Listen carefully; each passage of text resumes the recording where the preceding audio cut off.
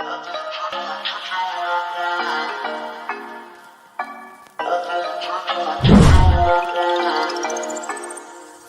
the morning, you got me up, all cause you need to talk. To 4 in the evening, wanna break up, say that you've had enough. I'm tired of talking, again and again, argue about everything. You are my darling, this kiss and make up, I know you want me touch. You call me every night, call me every day, I just wanna get you alone now. Trust me when I say, we gon' be okay, we just gotta boom bada boom ba. I don't wanna fight, you know that I'm right. Baby, let me talk to your body. We gon' be okay, hear me when I say.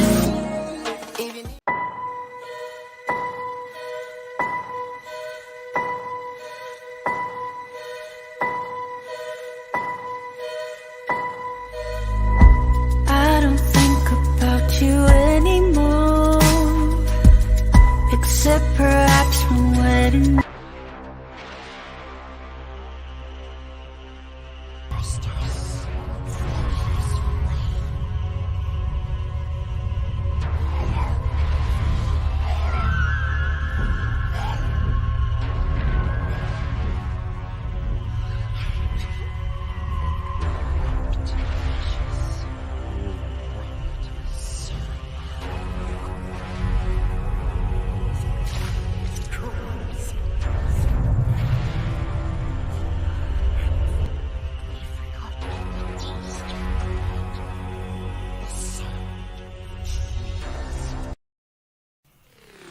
Relationship deprivation. When you date a woman and she may be a potential wife, it's a competition thing all the way. I can't take it no more. They feel propped up because they feel more beholden to the government.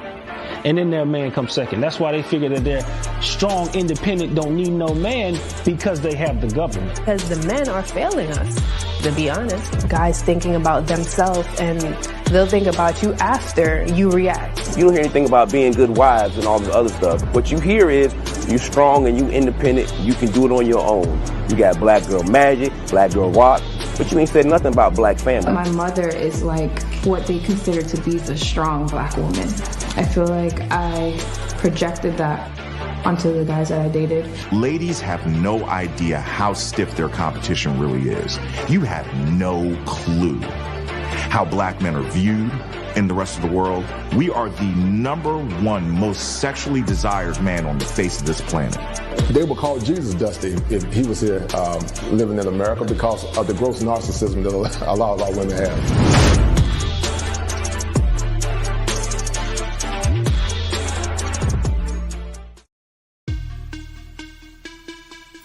Power deprivation. His money doesn't go to his child. His money goes to the system. Personal accountability is one of those things that just goes across the board. It's none of his business how it's being spent. Just pay the money and we'll take care of the rest.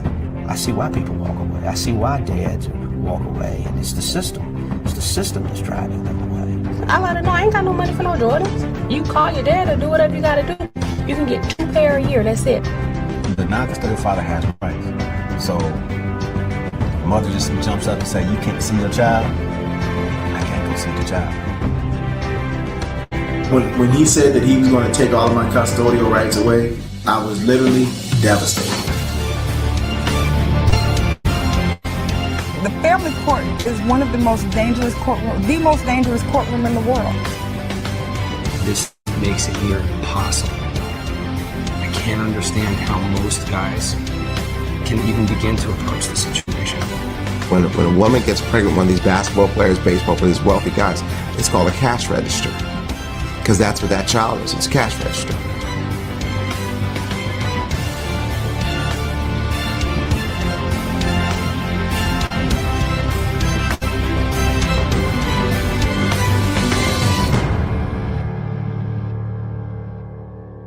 There is no accountability.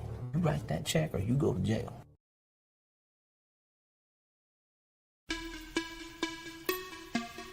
Affection deprivation. Women are noticing that their men are crossing the borders to find happiness, romance, or even just somebody to have a good time, hang out with. I come to Brazil, I sit down at the table, I order food. Young lady places a drink in front of me, opens my straw, puts it in my glass, and I'm chilling. Doesn't make her less of a woman, doesn't make me more of a man. It's just that we have different roles in life, and she knows hers, and I know mine. Several years ago, I read an article from Essence magazine in regards to African-American men going to Brazil.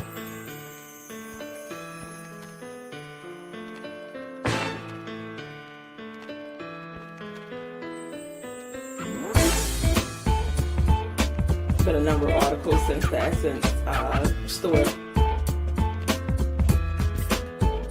The article was not pleasant at all. It was quite negative. The article is racially motivated, and to me, it's just another attack on the black man. I feel in conversating with other guys who have adventured here, you should come here and experience what she has to offer Brazil. People that write the article saying that they don't understand why we come to this place or any other place are biased because they've never experienced it. Every black man should come down one time before you be put in this earth to see how this culture treats you. It's heaven. You don't want to come down to Rio. I said, because if you do, you're going to come back thinking, how can I get rid of her? You know, and I just said, I can't put it to you on. I said, if you married and you love your wife and you're satisfied, I said, don't come here. You're looking for cheap sex with pretty girls. I think to a certain extent, you're almost like a predator. They are nothing but lies, and it should not have been accepted by the black women. That article is to bridge the gap between you, and that's the reason that article came by. It's not an issue until the black man starts doing it. I agree.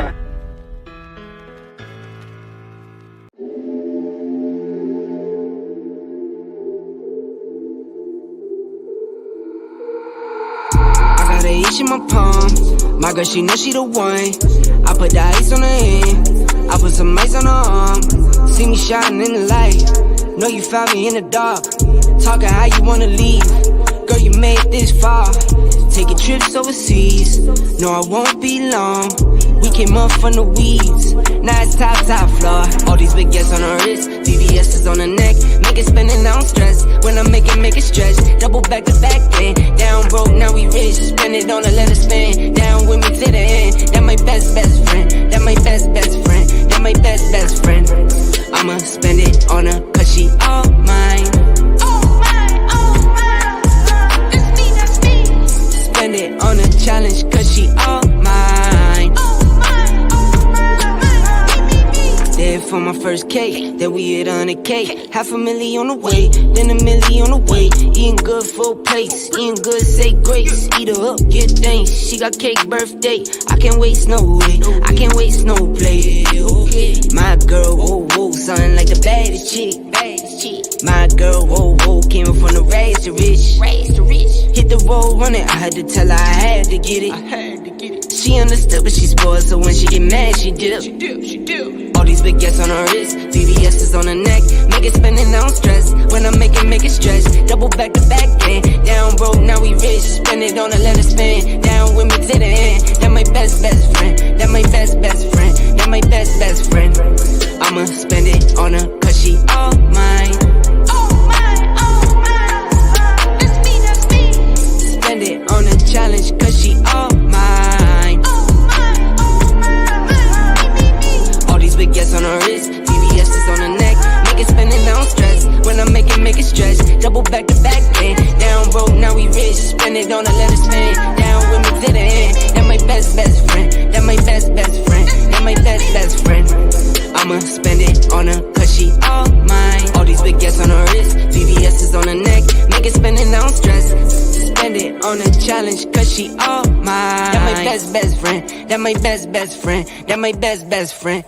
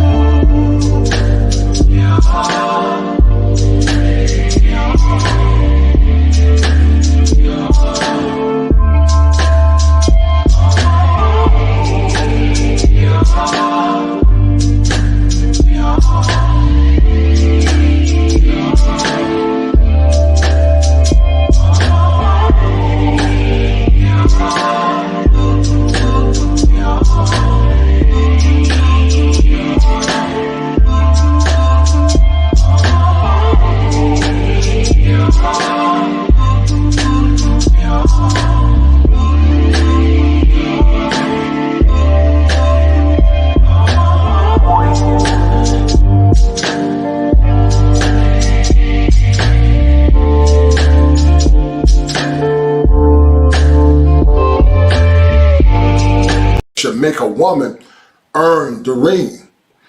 Cardi B, in her infamous song, I Don't Cook, I Don't Clean, is the war cry that many modern women and liberal women decry, as they expect men to be traditional while they remain modern themselves. But the problem with that paradox is this: how can a woman expect a man to remain traditional while she is modern? Is it against the better well-being of a man, or to more or less minimize his masculinity to allow a woman to dictate the... All right. That was the wrong intro. I'll put it in a minute. I will play it in a minute. But we're going to have a great show on tonight, guys. We got Ted Santos, one of the originals when I started this YouTube journey with the Manhood Chronicle.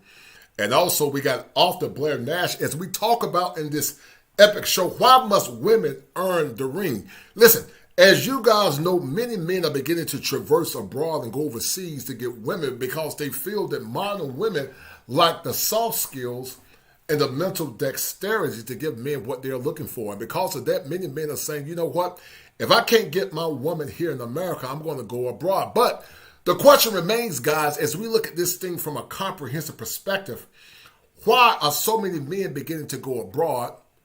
And also, not only why men are going abroad, why must you make her earn the ring? Get your pens and paper together, guys. We're going to have a classic show tonight with Ted Santos and Blair Nash. Let's do it.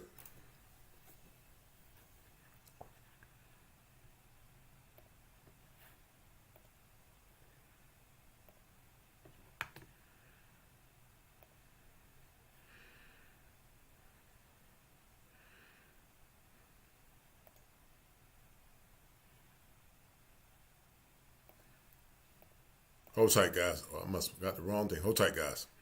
Hold tight. I don't think I'm connected. Hold tight, guys. Give me 1 minute. I got the wrong one, though. I'm struggling.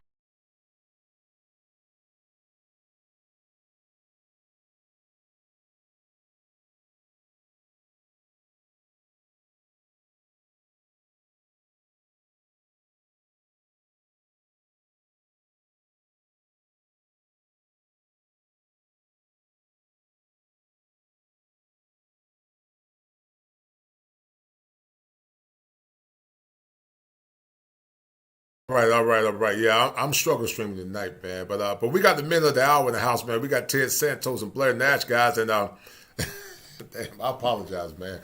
Yeah, man, I'm messing up on the night big time, man. Trying to do it all by myself. You know, I feel like the Wizard of Oz, man.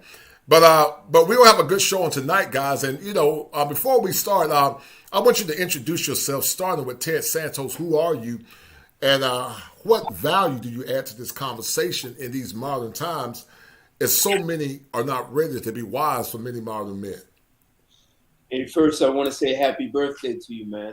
Oh, no doubt. I appreciate it, brother. Leo swag. Leo turn up. Good way to bring in your birthday. So I am in the business of producing miracles. CEOs, they hire me when they're looking to create a breakthrough in the organization's growth, and they're not sure how to do it with existing resources. So I work with them to create those breakthroughs. And then I work with them to transform corporate culture. And transforming corporate culture is really important because I recently wrote a book. The book is called Here's Why You Can't Find Love.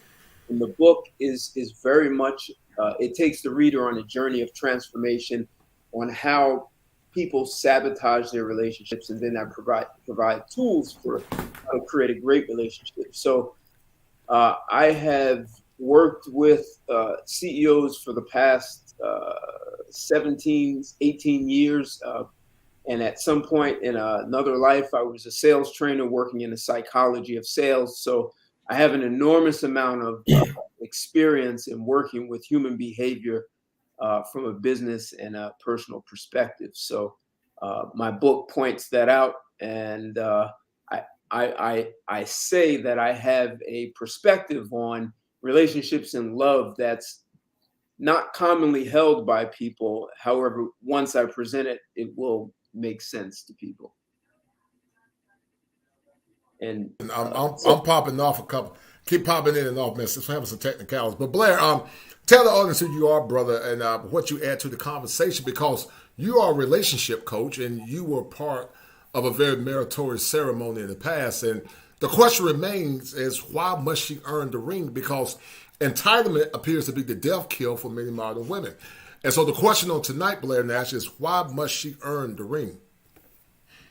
Okay, absolutely. First of all, thank you for having me on the show. Can you guys hear me okay? Yeah, you're perfect, man. All right, awesome. Thanks for having me on the show. I wasn't aware that Ted was going to be on the show, so good seeing you, Ted.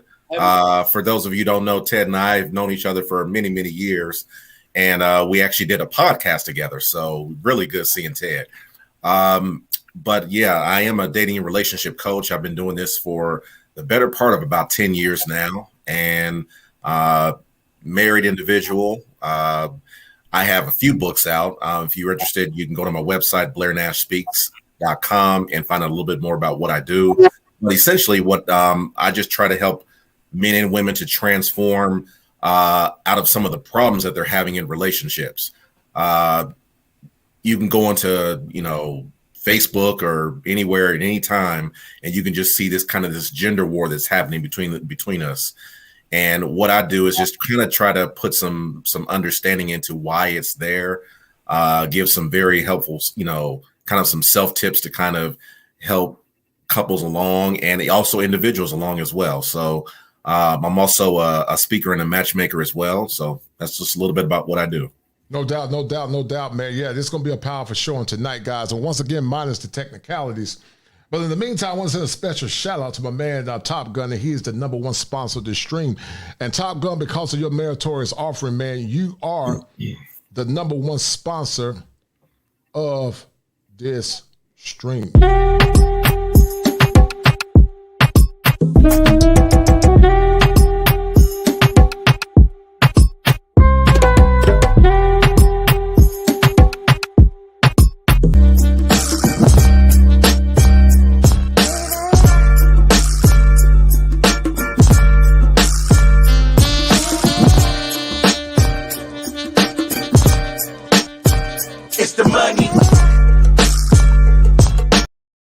No doubt. Top Gun, you're the #1 sponsor of the stream. And in the meantime, guys, as we get this show cranking, because I had a couple of technical difficulties, I need you guys to hit that like button, smash it, because the robot got to be fed, guys.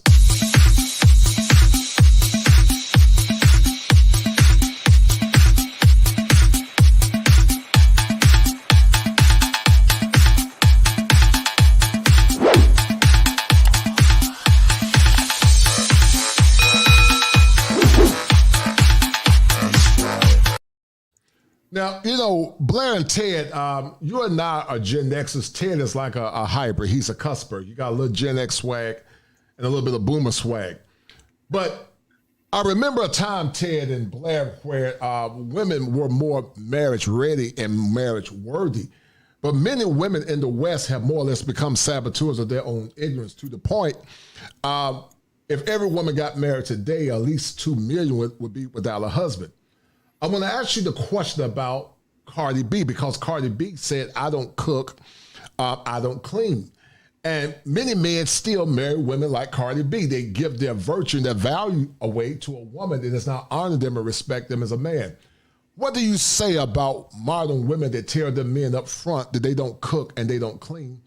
And why does that mean that that woman is not worthy of earning a ring long-term, in your opinion? Starting with Blair. Well, good question. I think, first of all, I think what happens is they are an anomaly. If you ask most men, if you go, it doesn't matter where you go. You can be in Ohio, you can be in Baltimore, Maryland, you can go to, LA. It doesn't matter where you go. If you ask the majority of men, what are some of the basic things that they want from their women? They say, I want cooperation.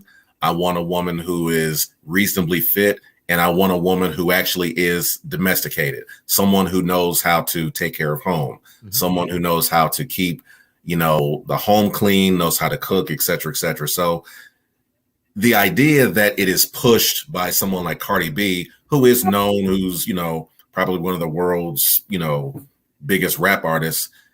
The fact that it's something like that is pushed by someone like her, I've always said is kind of a dangerous narrative, because what it does is when women see a Cardi B, they think, oh, I can use the same model, same template that she used to get a quality type of man.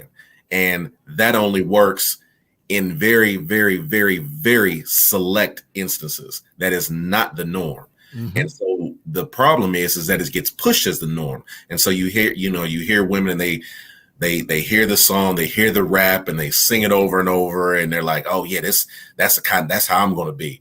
And then they wonder why they strike out in relationships, because she is a unicorn. She is an anomaly. That is not how the majority of men operate. It is not how that is not the kind of example that the majority of men want to look at as far as the kind of woman that they want. So, for all the women out there who listen to Cardi B, who would think that's the right way, I'm here to tell you, please don't, because you're going to end up with a world of hurt, thinking that that's the way to go about having a good relationship. So no doubt. Thank you, Blair. Ted, I want to ask you a question, man. Once again, the Cardi B perspective, or I call it the Cardi B theory, because if men plan to stay here in America, they need to make her earn the ring. And because, many men have been taught, Ted and Blair, to defer their power instead of demanding power in relationships. And what many young men don't understand is this: she only respects power and strength. What's wrong with the Cardi B theory, Ted, and why do so many men defer their power in relationships, in your opinion? Well, first, Cardi B is a Latina, and she understands the role of a Latina. Second, she's married. So, a lot of women who are listening to her are single. So it's difficult to see how women don't see that she's in complete conflict with many of the messages that she puts out there because she's married. But the direct answer to your question is, when men allow themselves to be led by a woman, women generally tend to resent that man. And they'll think that if she can lead him, so can everyone else. So he's not going to be a strong or a dominant force in the world, in her life. So she'll resent him. She'll just look at him as an ATM machine, mm-hmm. and a provider for the family if she decides to stay with him, and maybe even cheat. So it's, a lot of people will say, well, you're machismo, but a woman is really looking for a guy to be intellectually smarter, physically stronger, and more capable of earning a living and being able to provide sort of an umbrella of protection emotionally and physically. So if you're being led by a woman, the implication to her is that you're not providing those things that she's looking for, and you're not even smart enough. Right. I totally agree, man. And I think one of the greatest issues that we have here in modern times is the lack of strong fathers, and how those fathers play a role on the life of men. Now, Blair Nash, you wrote several books. I want you to tell the audience about your 3 books, and actually I do have them. I always promote them, and I'm going to talk about Ted's book as well. But being a relationship coach, what are some of the biggest struggles that you see in modern relationships that's causing modern women and men, Blair Nash, to sabotage themselves for long-term happiness and also peace? Well, thank you. I appreciate it. Yeah, and you always do pub my books, and I greatly appreciate you for that. I'll answer your last question first, in that probably one of the biggest issue that I find with a lot of our women when I talk to them, because I do talk with a lot of women, is the inability to navigate how well, first of all, I would say how to understand men. I would say at the very core, a lot of our women don't really understand men. They like men, they've been around men, they talk to men all the time, but they don't understand men. And so in order to understand men, you have to understand how they move. You have to understand what's said, what's not said. And a lot of times with women, they're like, well, he didn't say that. Well, just because he didn't say that doesn't mean that's not how that he doesn't feel it. It just means that he didn't express it.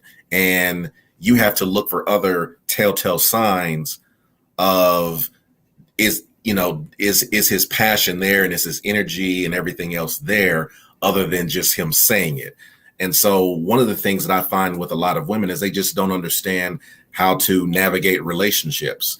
That's why, and I'm sure, you fellas, you can probably chime in as well. You find a lot of women going back to the same type of relationships. They go back to the same guy a lot of times, but they go back to the same type of relationships time and time and time again. And so what happens, I find, is they end up wasting many years, many of their best years, on all of the wrong men, because they say, well, he, did this and he wasn't. Well, you have to ask the right questions. You have to do all the other small detail things in order to find out if you actually have a quality man. You can't automatically think that a man is going to be honest with you up front. I tell women all the time, men are huge liars. We are huge liars. It is important and incumbent to you to ask the right questions. In addition, yes, he should be honest with you up front, no question. But because you know that men are liars, if you understand that, then you understand that I have to do my part in asking and vetting this man. And what I find with a lot of women is they expect the man to just be transparent and honest and everything up front. And then when they get burnt on the back end, it's, this is how all men are. And it's like, no, that's not, men are, you have to ask the right questions. So I would say that a lot of women don't really understand the core of what men are about, is the number one thing. To the second question, what are my books about? They're pretty much around in the same vein, in just helping women to understand just basic things about relationships, understand basic things about men. It just really is a step-by-step process in, from the word hello, what exactly should you be doing from here? If he says hello, what is your next step? If he calls you, what is your next step? If he wants to take you out, what is your next step? If he wants to have sex with you, what is your next step? It's almost, I always tell people relationships are very much like sports, in that they are a react type of thing. In that if a man does something, you have to really almost in real time be able to react to whatever he does. And if you don't do that, if you react the wrong way, now you're on kind of a tangent and a different trajectory that might actually mess you up in the situation. And what I find with a lot of women is they go on their emotions, on their feelings, and on what they think was the best thing to do at the time. And that usually is not the right thing. If you usually follow the strategy of what I tell you, what you say, what Ted says, 9 in 10 times, and this is why it's so frustrating, 9 in 10 times, you will actually do the right thing and you'll actually have success. But with a lot of women, they want to kind of freestyle and say, well, I felt like doing this and he did this and it made me think, follow the steps, and 9 in 10 times you'll be successful. So yeah. No doubt. Shout out to my man Barry Hamilton for that $5 super sticker. He said, happy birthday, coach. I appreciate it, Barry Hamilton. And guys, because of that, we got an oncoming, and I call it oncoming, or a coming. If I can find it, because I got so much stuff in my bank. But we also, guys, got an oncoming Cash App.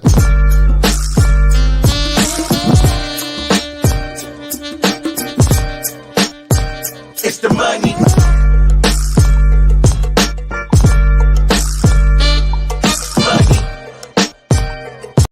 Gentleman, the kosher clinician. Say it again. No, sorry. I was I dropped the YouTube live, so I was just saying something to the people watching. Oh yeah, no problem.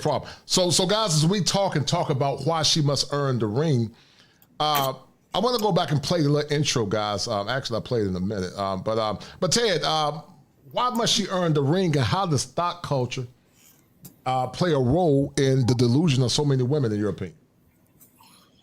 The problem is bigger than maybe bigger than what you're asking, and so a lot of what we've been led to believe. We've had songs by the Beatles, "All You Need Is Love," and Hollywood tells you love saves the day. So people believe that if you go into a relationship and you can find this love, this connection, that love is going to make it all work out. And if you love me, you'll put a ring on my finger.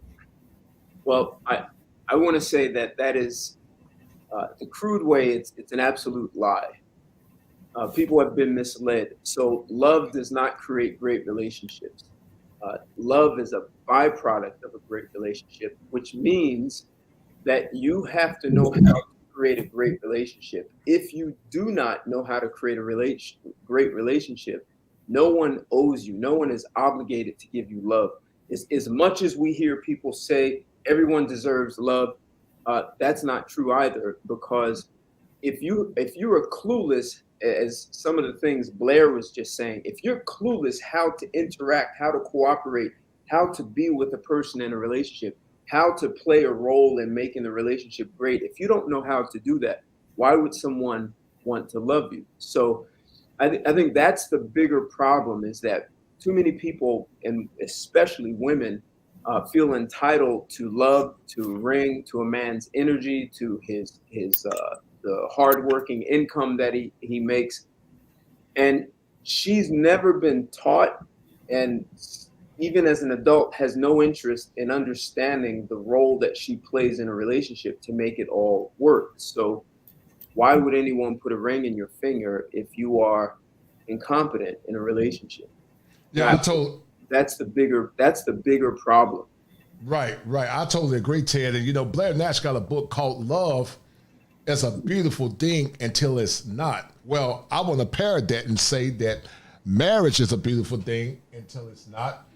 Because so many women get into marriages more or less personifying or showing you one thing. But guys, once they get this ring, a metamorphosis often take place.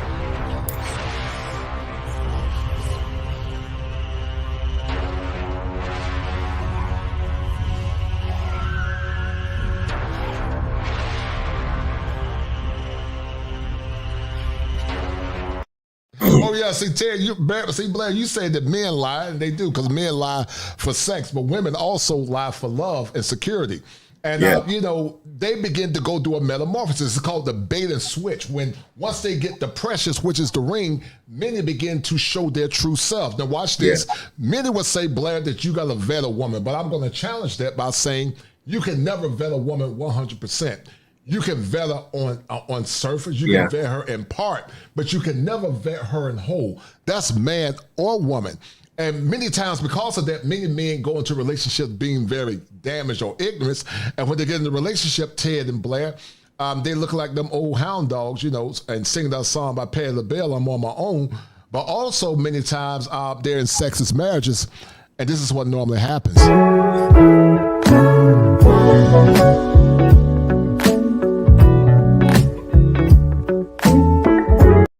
Yeah, they marry and they alone. And once again, Blair, love is a beautiful thing, guys, until it's not. And see, what they don't understand is this. Many men want to get married. They want to get married. They want to have good women. They want to be married to black wives. But because many women don't seek to understand the needs of men in the West, and many times when men try to tell them and explain themselves, many have to recuse themselves because they'll say, oh, you're bashing, you hate black women, your mama's black. And many times, Blair and Ted, when you try to tell them the truth, you got simps that go across the internet causing chaos. And many times, Blair and Ted, them simp surfers, I call them simp surfers. If you guys remember the show back in the past called The Silver Surfer, I call them simp surfers, and they go and traverse across the internet doing this.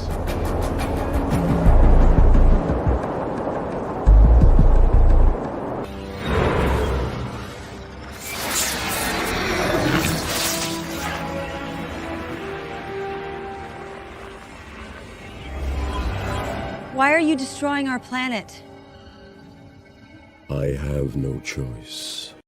Oh yeah, the simp surfer, Blair and Ted, don't feel like he got a choice. Because the simp surfer was raised by his mama. He don't know any better, And Ted and Blair, when you try to tell him that he's wrong, if you live up in Ohio or live in New Jersey or live in New York, the simp servers will get that heater, and you try to say, look, man, you ain't got to go across the internet causing chaos with other men, because other men think different, and masculine men don't more or less call out other men or try to blame men. But see, when you try to tell them the truth, Blair and Ted, you try to give them the evidence and talk to them like men, because they're emotional men with testosterone. And I saw it many times, and this is the last one, guys. They'll say this. Yeah, put chain on them. Balls on my mom. They be broken balls. Kill some of my mom. They back me look like that's on my monkey. That's on my monkey. That's on my monkey. Raekwon the man will say it's on my mama when you try to challenge them. And because of that, Blair and Ted, you know, we live in a culture where masculinity is not only under attack, but many men compromise their power because of thot culture, and thot culture with women that are very promiscuous. How does thot culture, Ted, play a role in the shaping of so many modern women? And even after being thots, Ted and Blair, many think they deserve a ring. I want you to talk about it, Ted, and talk about why that's so important but sad at the same time. So one, just imagine you're raised by a single mother and your mother is a thot. So your bar for women is going to be really low. And you could very easily, when you talk about compromising your masculinity, it could be easy because a man is going to be in conflict with himself. He has a view of women. Like once you see your own mothers in a thot, it could be difficult to have a high view of women, except no one wants to say they look down on their mother. Our society kind of doesn't accept that. You can look down on your father and say all kinds of bad things, but your mother, you're supposed to hold her in this high esteem. So that puts a lot of guys in conflict. I want to hold my mother in high esteem, except I see different men coming through the house. They help pay bills. And so if I hate women like that, then I hate my own mother. So it will have men accept a lot of that thot behavior from women because they saw it and they learned that it's acceptable from their own mother. And then women just exploit it. So the whole belief that men only want one thing, and this is what hurts a lot of men, because even men believe that they only want one thing. So women can put sex as the carrot on a stick, and then you end up 38% of marriages are sexless. Mm-hmm. But that's the thing that the man chases, believing, you know, the pretty face and a nice body is the solution. And I just want to say a side note, you know, I heard you say it's hard to vet a woman, except marriages amongst the affluent, the marriage rates haven't dropped and the divorce rates have always been very low. And it's because the people in the affluent class are much better at vetting someone who's compatible, not someone who has things in common. They know how to find the person who is compatible in terms of family values and where they actually can live a life seeing eye to eye long term. And if people don't know how to do that, if you came out of a single family home, that's going to be a lot more difficult, especially if your mother was a thot. And I think just in general, women need the support of their fathers to select a guy, because as a guy, I can tell a woman anything, and you know, all these biochemicals are going to make her feel good and warm and fuzzy. But with pops, you can't get away with that. And I'll stop there. No doubt, no doubt. Shout out to my man Alonzo Nelson, or Alonzo N, for the $5 super stick. He said, shout out to all the guys on the panel. Keep doing y'all thing. As a 33-year-old guy, I'm just soaking up the knowledge from you OGs, no doubt, man. And that's what it's all about, Blair Nash and Ted, is we try to educate these young men. Say it again? Yep. Say it again? I know who he is. I'm just. Oh, okay, yeah. I know Alonzo. Yes, we try to educate these young men on some of the struggles of dating and relationship in modern times. And see, I wanted to bring two experts to the panel because Blair is a relationship coach, and Ted wrote a book. Ted, to tell the audience about the name of your book in a minute, but Ted wrote a book too talking about love and relationships. And you know, social media have told women many times, Blair and Ted, that the only thing they have to do is just show up and don't give anything to men in return. And I created a term called the prize catcher. And I created that term because men and women both have redeeming value. But when it comes down to marriage, the man is the prize catcher. She could be a prize in her head, but until that man deem her to be worthy as a prize, she'll never get caught. So the man has the paradoxical term. He's a prize catcher. He sees her as a prize, therefore she gets caught. But see, so many think Blair and Ted, they're supposed to get caught just because. And it doesn't work that way because water always seeks its own level. Shout out to BJS Ibmore and also Ron Wills. They talk about that in relationship dating and coaching. But many are addicted to attention, Blair and Ted. Many are addicted to attention. And, many want to get married. But once again, as Blair Nash said in his book, Love is easy. Love is a beautiful thing till it ain't. They don't understand how marriage is not only a duty, but it's about putting your feelings on hold for the greater mission of that relationship. Now, Blair, I want to ask you a question. If a woman is serious about marriage, should she get rid of social media? Should she get rid of social media if it's not business related, if she is serious about marriage? And before you answer that question, Blair, I want to show the guys the intro that we didn't do a minute ago, so hold tight. Should make a woman earn the ring. Cardi B in her infamous song, I Don't Cook, I Don't Clean, is the war cry that many modern women and liberal women decry as they expect men to be traditional while they modern themselves. But the problem with that paradox is this. How can a woman expect a man to remain traditional while she is modern? Is it against the better well-being of a man, or to more or less minimize his masculinity to allow a woman to dictate the rights of a relationship? In this show with Blair Nash and Ted Santos, we will be exploring the trending topics, sociological issues, and also psychological issues associated with women demanding that men give them the best, but men not demanding that they earn the ring. Why should men earn the ring in a time when many men are getting their passports and traveling abroad to find women that are from traditional countries that have traditional standards and traditional values? Sit back, relax, and enjoy this show as I bring it to you live from the greatest state in the union, the Tar Heel State. And I need you guys to remember this as we're trying to explore the dynamics associated while men are beginning to travel abroad and why men should more or less demand that women earn the ring. If it ain't 7, it ain't kosher. If it ain't kosher, it ain't right. There are 7 steps that a man must go through in order to become an optimized male, and understanding female psychology and how it impacts the mental and physical well-being of a man is paramount to helping men get the empowerment, love, support, and determination that they need in these times when masculinity and heteronormative masculinity appears to be under attack. Be well. So once again, should she get rid of social media? Because see, social media have given women an unfair advantage in these modern times. She could be married to you, but when she doesn't feel good about herself, Blair and Ted, she can go to Raekwon and Madman and Simps, to get the validation that she wants.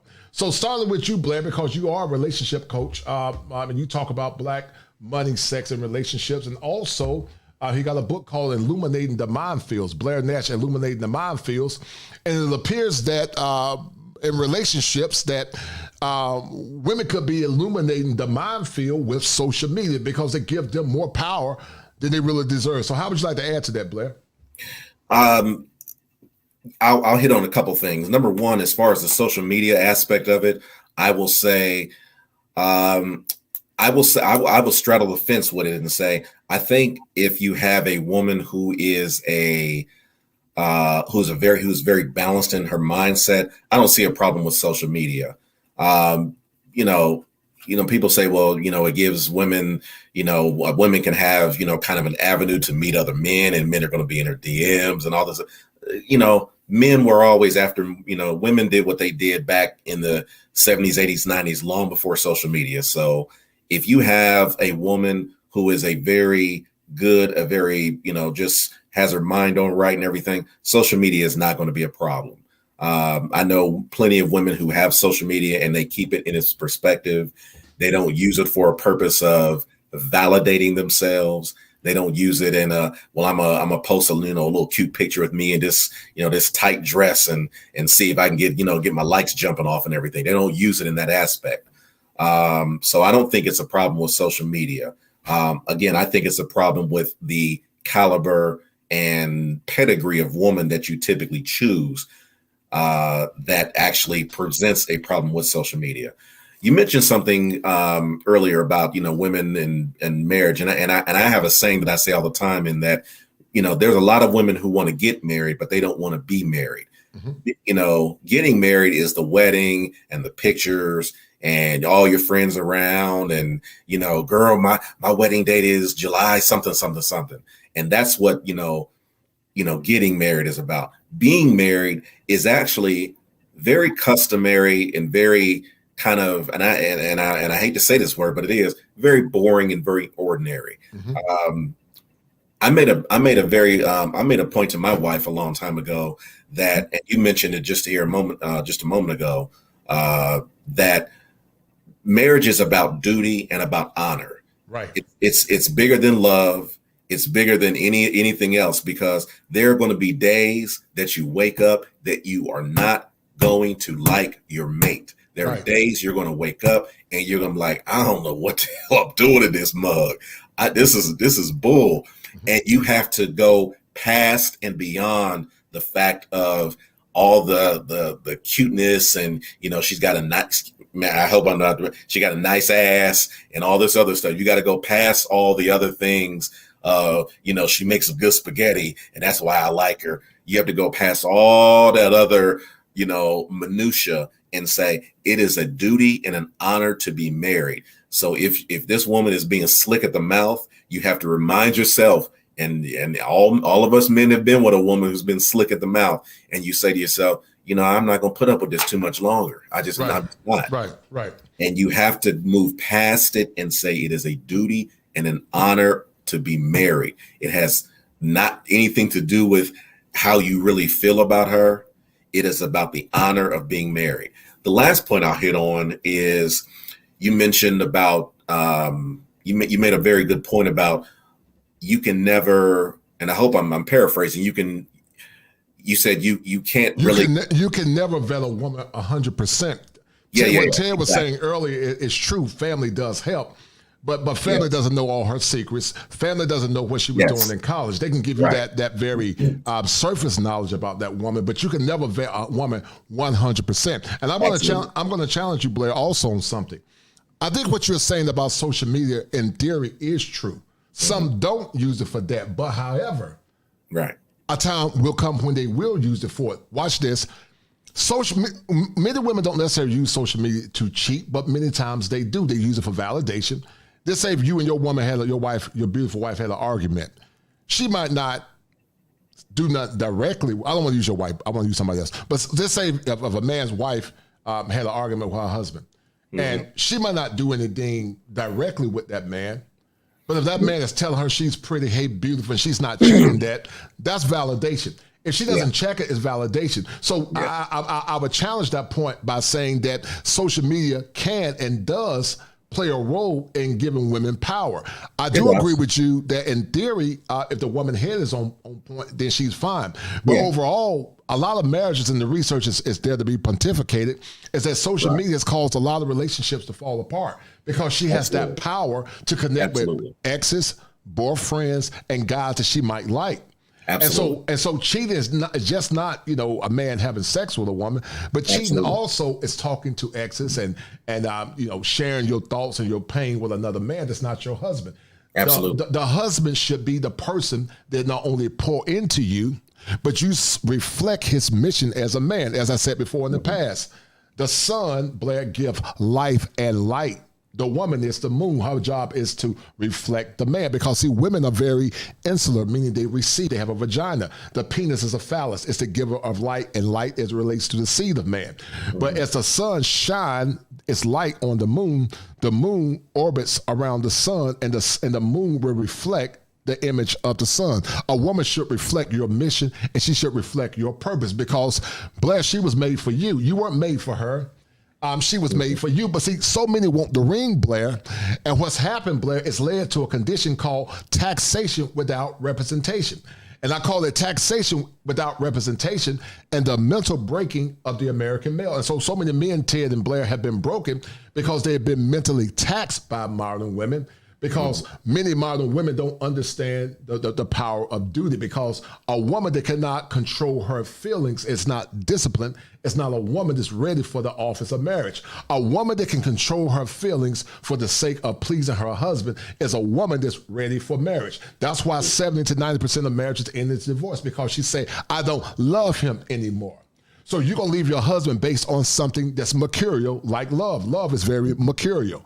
You feel like loving them one day, the next minute you won't. Just like that show, that candy bar commercial back in the past said, sometimes you feel like a nut, sometimes you don't. Right. But are you going to throw the candy bar away when you don't feel like eating it? Or are you just going to let it sit in the refrigerator until you want to eat the candy? But see, many have not disciplined themselves because they're not God-fearing like women of old, like your grandmom and your great-grandmom. Those women were God-fearing. And so they won't throw their husbands away just because they say, child, I'm not feeling him anymore. So I'll challenge that by saying, in theory, your first query is correct. But overall, social media is dangerous for a lot of women. And some men are saying, if you're going to be my woman, you got to cut that social media off unless it's for business. And if I can't prove it's for business, you got to cut it off, because a woman's reflection should be about you. When women have access to social media, it gives them inroads or doors that are open to go back and reconnect with exes. And sometimes many are not mature or judicious in responding to another man. They like that. And I'm going to tell you another reason why, Blair. Men and women marry men that they didn't really want. He wasn't her first choice, but he was just somebody that she tried to hit a jumper at the last shot. That's why social media is even more dangerous, because she never really loved him. She wanted them resources, attention, time, and security, and settlement for sex. I call it the rat concept. She want to make you her rat. And so many men are rats because they were never the first choice. And many men would be surprised if they found out that they really wasn't their wise first choice. Ted, how would you like to add to the conversation? This is why I say, if you don't know how to create a great relationship, most likely what you call your experience is not love. I don't mean to get too technical, but human beings, nature is intelligent, and nature set us up so that we would procreate the species. We'll perpetuate the species. And so we have all kinds of biochemicals that make us feel good around the opposite sex and makes us want to have sex, like dopamine and oxytocin makes us feel it's the bonding chemical. And as long as that's secreted, you're going to have these feelings, and people mix them up with love. And that's the problem. So to have those biochemical secretions, you need some kind of stimulus. Dopamine is something that's secreted through heroin. So, and if you watch with heroin, the amount of heroin you take to get high when you first start getting high is not the same amount that you need 6 months, 1 year later. You're going to need more heroin to get the same high. So when you're a woman, it needs that same stimulus, that high, that dopamine rush. Whatever you gave her when you first met her is not going to be enough 1 year, 5 years into the relationship. And as a man, if you don't understand the distinction between a woman just needing dopamine rushes and oxytocin rushes, then there's a good chance you may find yourself in a divorce.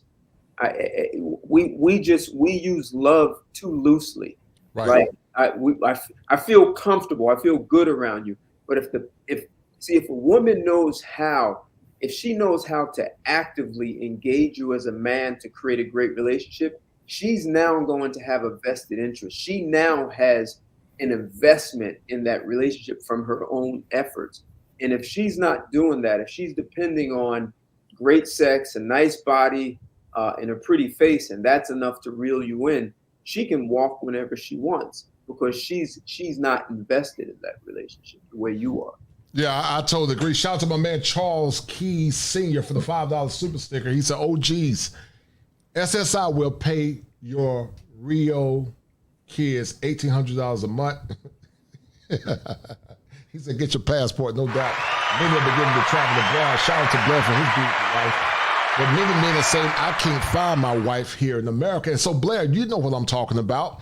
Before you met your wife, what was the dating minefield like? You know, you talk about illuminating the minefields. Before you found your wife, and it appears that she is a gem, what was it like for Blair Nash when it came down to finding a wife? And then we're going to get back to talking about social media, because there appears to be a very double standard with social media and thought culture. You know, she wants you to earn the ring. I mean, she got to earn the ring because, see, Ted and Blair, if men tell a woman, you know, I've been with another man, then that man's going to be X'd out. And I don't have a problem with that, because that woman has a right to feel that way, because I call it the penetration principle. Women can't have the thought of her man being entered or penetrated by another man. So it's a fair exchange. I get it. Women should feel that way. But on the flip side, if a woman have a bi-curious relationship with a woman, many times men, you know, they look past it a little bit. They don't trip on it as much. But I said she got to earn the ring, because just like she got standards, men got standards too. And we're going to talk about how promiscuity is compromising a lot of women in relationships as well. Blair, you and I talked about it. Mm-hmm. But illuminating the minefields as it relates to, as you found your beautiful wife, what was the dating landfill like before you got your wife, brother? Well, yeah. So for me, the dating field was a little different. So I'll kind of step outside of myself for a minute and say, you know, I'm a little different, because I always had, you know, I'll just be honest and say I've always had kind of a lot of women to choose from. So for me, it was a little different. Now, in saying that, you know, you now have to get to the quality of woman and the caliber of type of women. Now that's where, you know, you kind of, there's a separation comes. And I've said a million times, there are a lot of attractive, just fine, sweet, kind, successful women out here. But just because you're all those things doesn't necessarily mean that you're a good wife. Right. And so part of the challenge, and I'm sure, you know, Ted's dated, I'm sure before you were, before you were married, you dated. You know, there's a lot of women who are successful and attractive and sweet and kind. And then, and part of the challenge is finding out, is she a wife though? Does she have the good core qualities that you're looking for? And, you know, there were a number of different women I was dating when I was out there doing my single thing. And my wife, you know, she rose to the top. There were a lot of women who had, you know, some good qualities, but they weren't consistent. You know, I'm very big on transparency. I ask her, you know, I mean, Ted and I talked about this ad nauseum. I ask my wife will tell you even now, I ask a lot of questions. And I'm gonna ask you those same questions probably about 4 months from now to see if I get the same answers. Right. You know, I want to see, you know, just like a detective does. A detective comes and asks you, you know, so what time? So you were here at, you know, you said you were at 8:35. Yeah, I was there at 8:35. He's gonna come back like, now I just want to run by this again. You know, when I spoke with you, you said you were here at 8:55. Yeah, I was here at 8:55. He said he was here. I said 8:35 last time. So just like a detective asks you questions to see if you're going to answer the questions again and again, I did my wife the same way. And I was very big on transparency. I was very big on, I want to know who you are. I want to know, yes, you may come from, just because you come from a big family doesn't mean that you're about family. I know a lot of women who come from big families and they're not about family. Right. So there's a number of different things that I was looking for. You know, are you a big believer in family first, last, and only, right? Are you a domesticated woman? Do you believe in the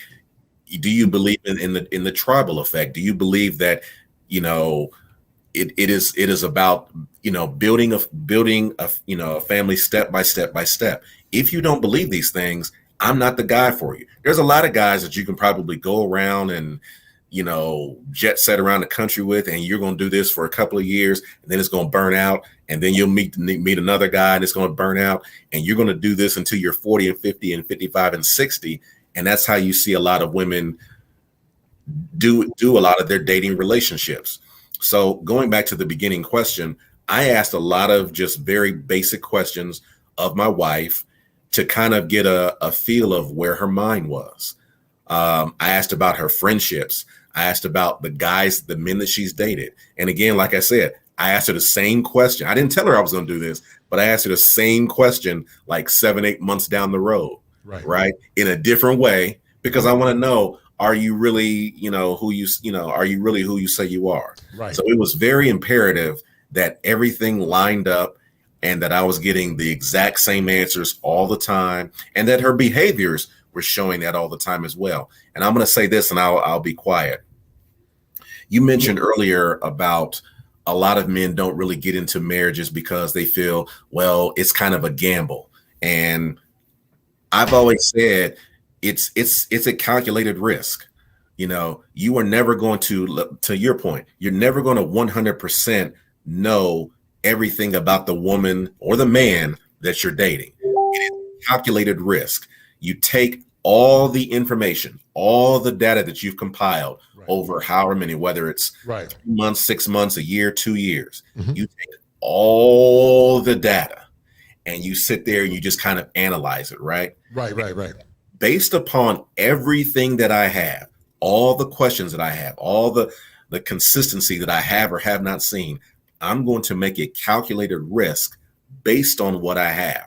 And that's what I did for myself. After a few years, I said, you know what? She's been consistent. She's everything. If she says she was going to do this, she did this. If she said she was going to do something, she didn't do it.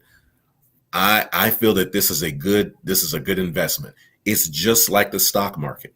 So if any of you remember my engagement video, one of the things that I said was I've been talking for, at that time, probably 5-6 years about what men should do as far as stepping up and doing things and trying to step into the lane of being a good marriage mate. And I said, this is my way of showing you that I walk the walk as well, because anybody could sit here and just spew out gems and tell you whatever, but I walk the walk as well. So what other way to walk the walk? What other better way to walk the walk than to actually do it? So as I said in my engagement video, this is as much for my wife as it is for me, because I want to show men you can be fly. I mean, I tweaked. I always tell people I didn't want to change who I am. I wanted to tweak who Blair was. I actually like who I am. I'm not here to change the whole entire DNA of who I am. I like who I am, but I did tweak the kind of individual I was to make myself a better marriage mate for my wife. And the same with her. I don't want her to change who she is. I want her to tweak some things about her. So that's my take. Yeah, excellent point. But Ted, how would you like to add to it, man? I told you that earlier. If many men, they did a study, and many women have standards when it comes down to dating men. But part of the thought culture now is that some are bi-curious. They've slept with women before in the past. But on the flip side, if a man has slept with a woman, then that man is automatically excommunicated. What do you say about men having standards about certain things regarding promiscuity? Because women have the same standards. The biological imperative is different, but the theoretical implications or the principle remain the same. Women struggle with penetrated men, and men struggle with penetrated women. Why should men have standards, in your opinion? So with regard to the whole bisexuality, women don't want to be with a man who is dominated. For a man to be penetrated means he was dominated by another man. Right. When a woman is with another woman, the guy may end up having fantasies about how he could possibly have that kind of sexual encounter with his woman and another woman. So a guy could be more. Some guys may be completely closed to it, and it's just disqualifies the woman. But I would say most guys may have a fantasy about being with two women. So that's where you might see the leniency. But like Blair was saying, you have a right. If you think about it, you're about to invite a woman into your life. And if marriage is something you're looking for, this woman is going to be representing you. So Blair, with your wife, it's Mr. and Mrs. Blair Nash, right? Absolutely. So it's not Mr. and Mrs. based on her last name, which is her father's last name. It's right. Your father's last name, your grandfather's last name, right? So she's representing you. Before you invite a woman into your life that way to represent you, who could cause havoc, or she could help pull the best of you out, you have a right to interview and even interrogate her. And as Blair is saying, and I do the same, I'll ask the same question somewhere down the line. I just ask it a different way. Right. One of the things guys have to learn to do is shut up and listen, because a woman will tell you, she will tell on herself eventually if you give her the space to be honest and comfortable. And that's another thing. Guys have to be really good at not judging the woman. Just get to know her, find out who she is, and ask the questions. You don't have to get into whether you think it's right or wrong or pass judgment. If it's something you can live with. If you can't, just pull the plug on the whole thing. So right. Seven, I want to make sure I'm answering your specific question. But you're also talking about promiscuity, and that's a so my logic, Ted, is that thot culture has caused many women to sleep with men and women, right? And because of that, women that have been with other women still have standards for men that have done the same thing. My logic is, if women want men to be in relationships and they don't meet that criteria, and I believe the women should have a right to do that, because if I was a woman, I wouldn't want that as well. But on the flip side, because the principle remains the same for both men and women, men don't want penetrated women either as it relates to body count. So just like women got standards, men got standards too. But it appears that when men say, I don't want a woman that's been injured by a bunch of men, then she said, well, that's a double standard. But it's really not a double standard. It's the right standard, because it's based on the penetration principle, if that makes sense. And there's another aspect to it. So what they found is that women who have been with 6 men, are 3 times less likely to be in an emotionally stable relationship. And the higher that number goes, the less likely she's going to be in an emotionally stable relationship. And they've also looked at women who married as virgins had over a 90% chance of a successful marriage. A woman who was with one man before a husband also had like about little over a 90% chance. The more men a woman had sex with, the less likely she had a successful marriage. And a lot of women say, well, that's because the woman knows the difference, like in choices. No, what they find is that a woman's biology cannot handle that. And it actually creates emotional instability. There's a male and female gynecologist. They wrote a book called Hooked. And they said there's something called a bond break. So for a woman to have sex, she has to bond with a man, even if it's a one-night stand. And she's going to secrete this oxytocin to bond with a man. And then she breaks it off. And then she does it with another man. Well, if she does that too many times, her brain does not handle that as well as a man, because a man takes longer to secrete oxytocin. So he doesn't have that bond break. Nature set that up. That's not a patriarchy. It's not men being misogynistic. It's just simply biology, and a lot of women are fighting against their own biology and paying a price for it. And men do have a right to say, if your numbers are too high, it disqualifies you. And for any man who's worried that a woman will not reveal the correct numbers, watch how she handles life or you when things don't go her way. Right. That instability will rise to the top. Right. Blair, what's your take on that? Women have standards for men around bisexuality. Should men have that same standard for women when it comes down to having a lot of fun? What's your take on that? So my take on it is that I think that, for women, they see it as, a man has been with another man, and they take it as, well, then there's something going on with him, and they think that, they believe that that's just kind of how he's going to be for the rest of the days. Whereas men see a woman who has been with another woman and they say, well, that ain't bad. That's, I don't mind a little, I don't mind that and everything. So I just think, I don't know why that's always been that way, but I just think that that's just kind of the way that, women see, that's just kind of the way that women see the way that they do it. So, yeah, I don't know. But I guess what I'm saying is that if they have standards, and they should have standards, why can't men have the same standard in that particular area? They have standards, and they should have standards. But as I said, when it comes down to the biological imperative, they say it's different. It is different as it relates to biology, meaning he did one thing and she did another thing. Yeah, we come down. Go ahead. Yeah, no, I was going to say, we should have the standard. We should look at, if a woman is with another woman, we should look at it and say that, that's kind of disgusting at its core. Right. I agree with you 100%. Now, the reality of it is that most men find that I don't know if the word now that people use is hot or sexy or whatever, but most men find that kind of interesting, and they look at it as like, oh, this girl a little bit of a freak. I like that and everything.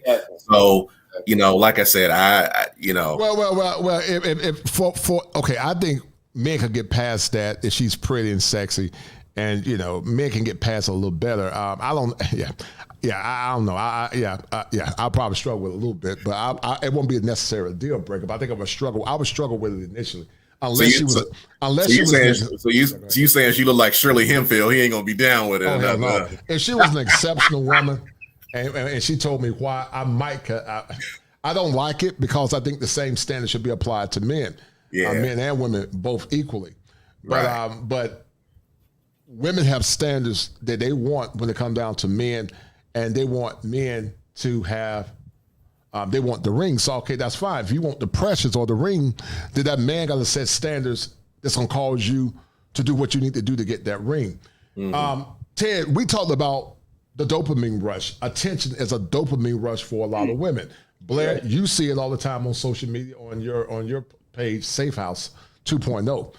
It's a dopamine hit, and so that's why I'm so ardent about women having social media in marriages, because they love attention. A woman loves attention like a roach loves sugar. They love it. They can't live without it many times. And unless she's a disciplined woman and a godly woman, she's going to always revert back to her base nature, which is to get attention. And so that's why I say it takes a godly woman.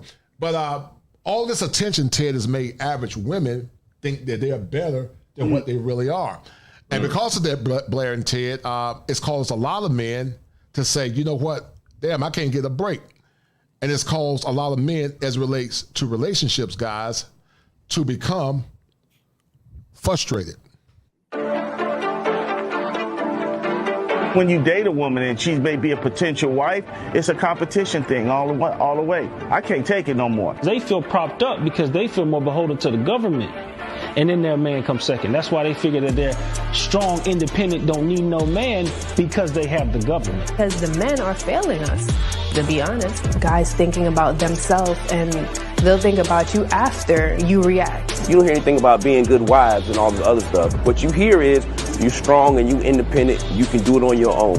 You got black girl magic, black girl rock, but you ain't said nothing about black family. My mother is like what they consider to be the strong black woman. I feel like I projected that onto the guys that I dated. Ladies have no idea how stiff their competition really is. You have no clue how black men are viewed in the rest of the world. We are the #1 most sexually desired man on the face of this planet. They would call Jesus Dusty if he was here living in America, because of the gross narcissism that a lot of our women have.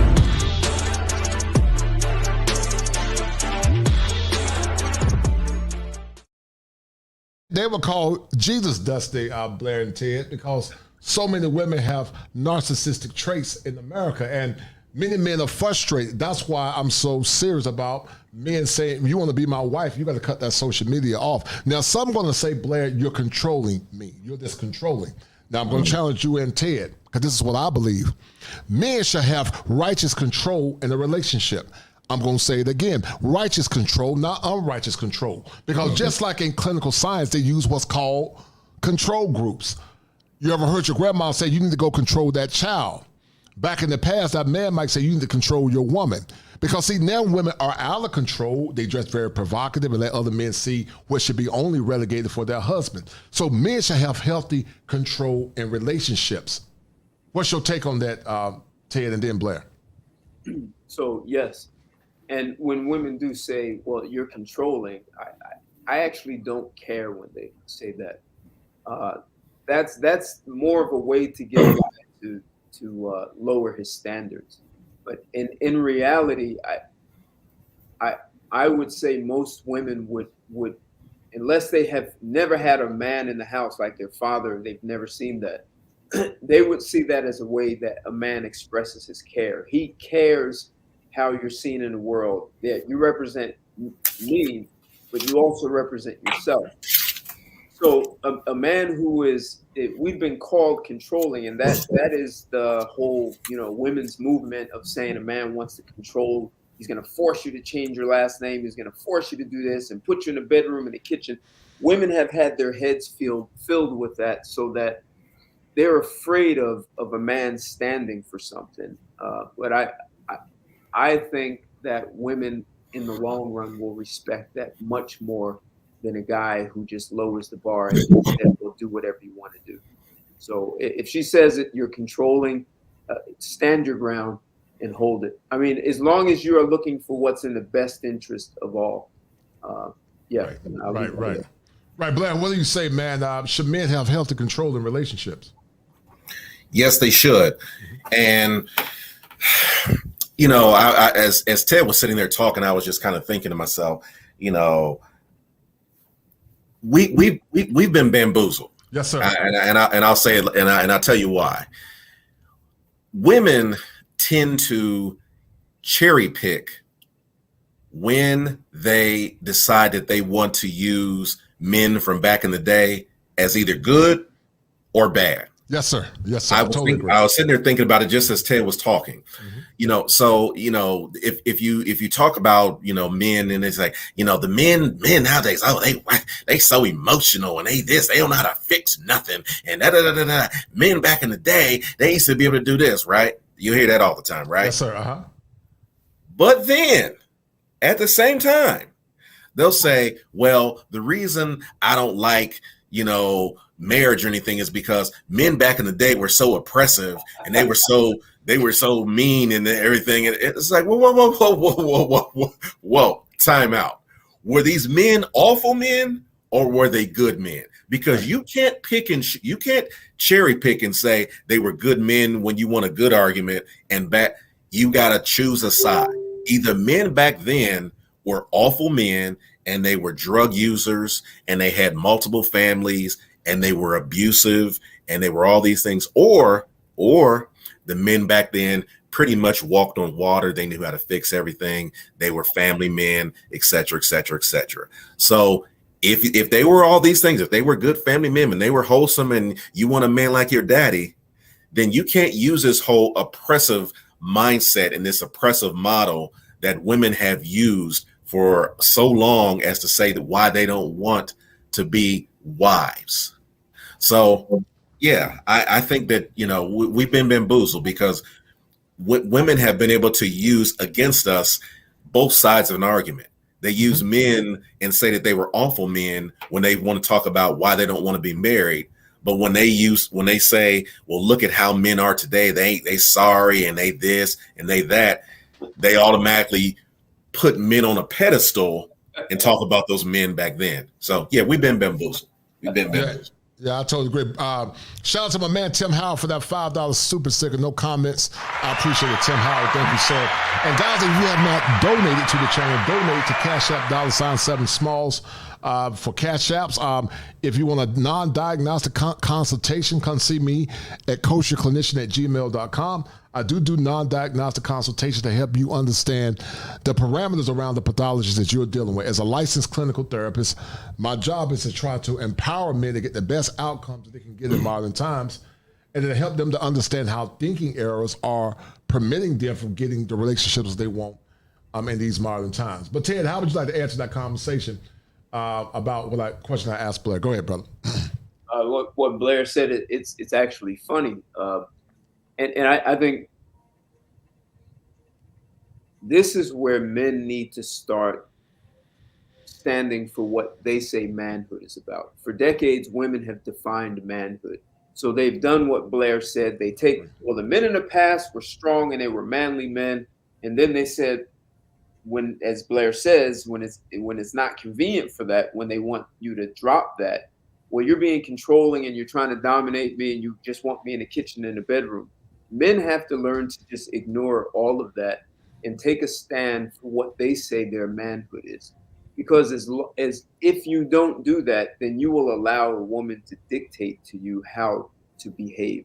So if you're going to put your foot down and say, these are the rules, and if you don't like it, you should go somewhere else. And say that before you get married. You need to establish these kinds of things while you're dating. And if I'll tell a woman, if you think you can get a better deal, you should go elsewhere. If you think I'm controlling, then why are you here? So it's just a way to get you to take pressure off so that she doesn't have to have standards. Like you keep saying, Seven, women are okay with women having standards, but they try to convince men that man having standards is just misogynistic, controlling. Right. And all this. Right. Ignore it, because in the end, she's going to respect that more. She will have less respect for you the moment you allow her to drop the standards, and she'll say, well, I never told you to do that. You know, I'm a woman. You know, women are emotional. Why didn't you stand up and do something? So right. I totally agree. I totally agree. Alonzo Nelson asked the question, what are your thoughts on passport bros versus dating coaches? I did a great show on that about passport pirates. And Alonzo Nelson, this one goes out to you. These are my thoughts on it, and I'll let you do the research on it and figure out yourself. Hold tight, Alonzo Nelson. Give me a line. Get in line there. Straighten up.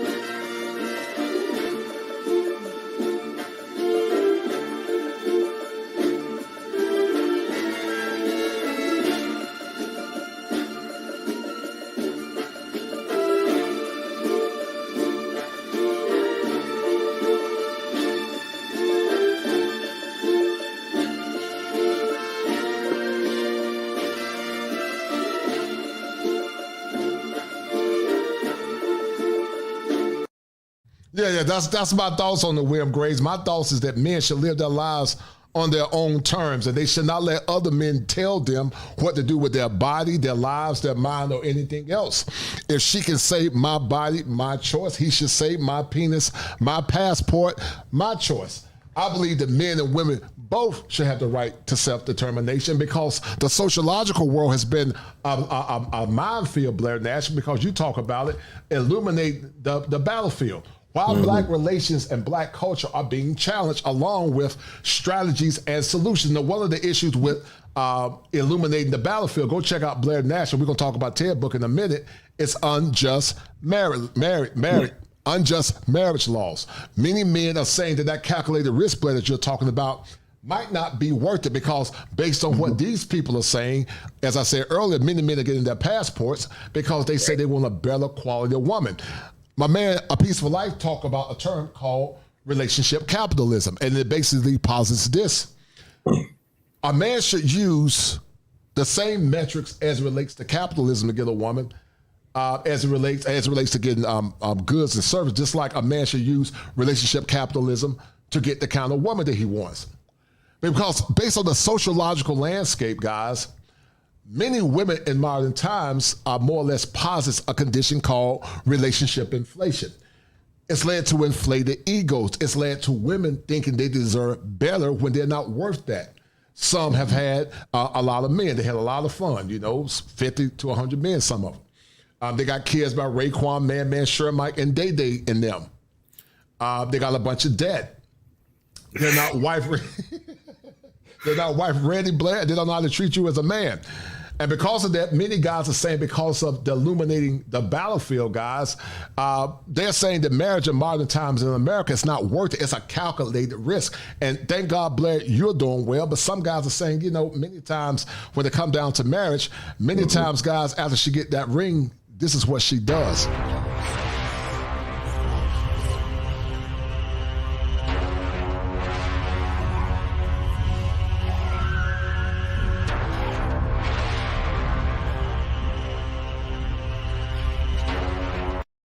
She get a schema affliction because that's called bait and switch. That schema is this. I'm not going to do what Blair said.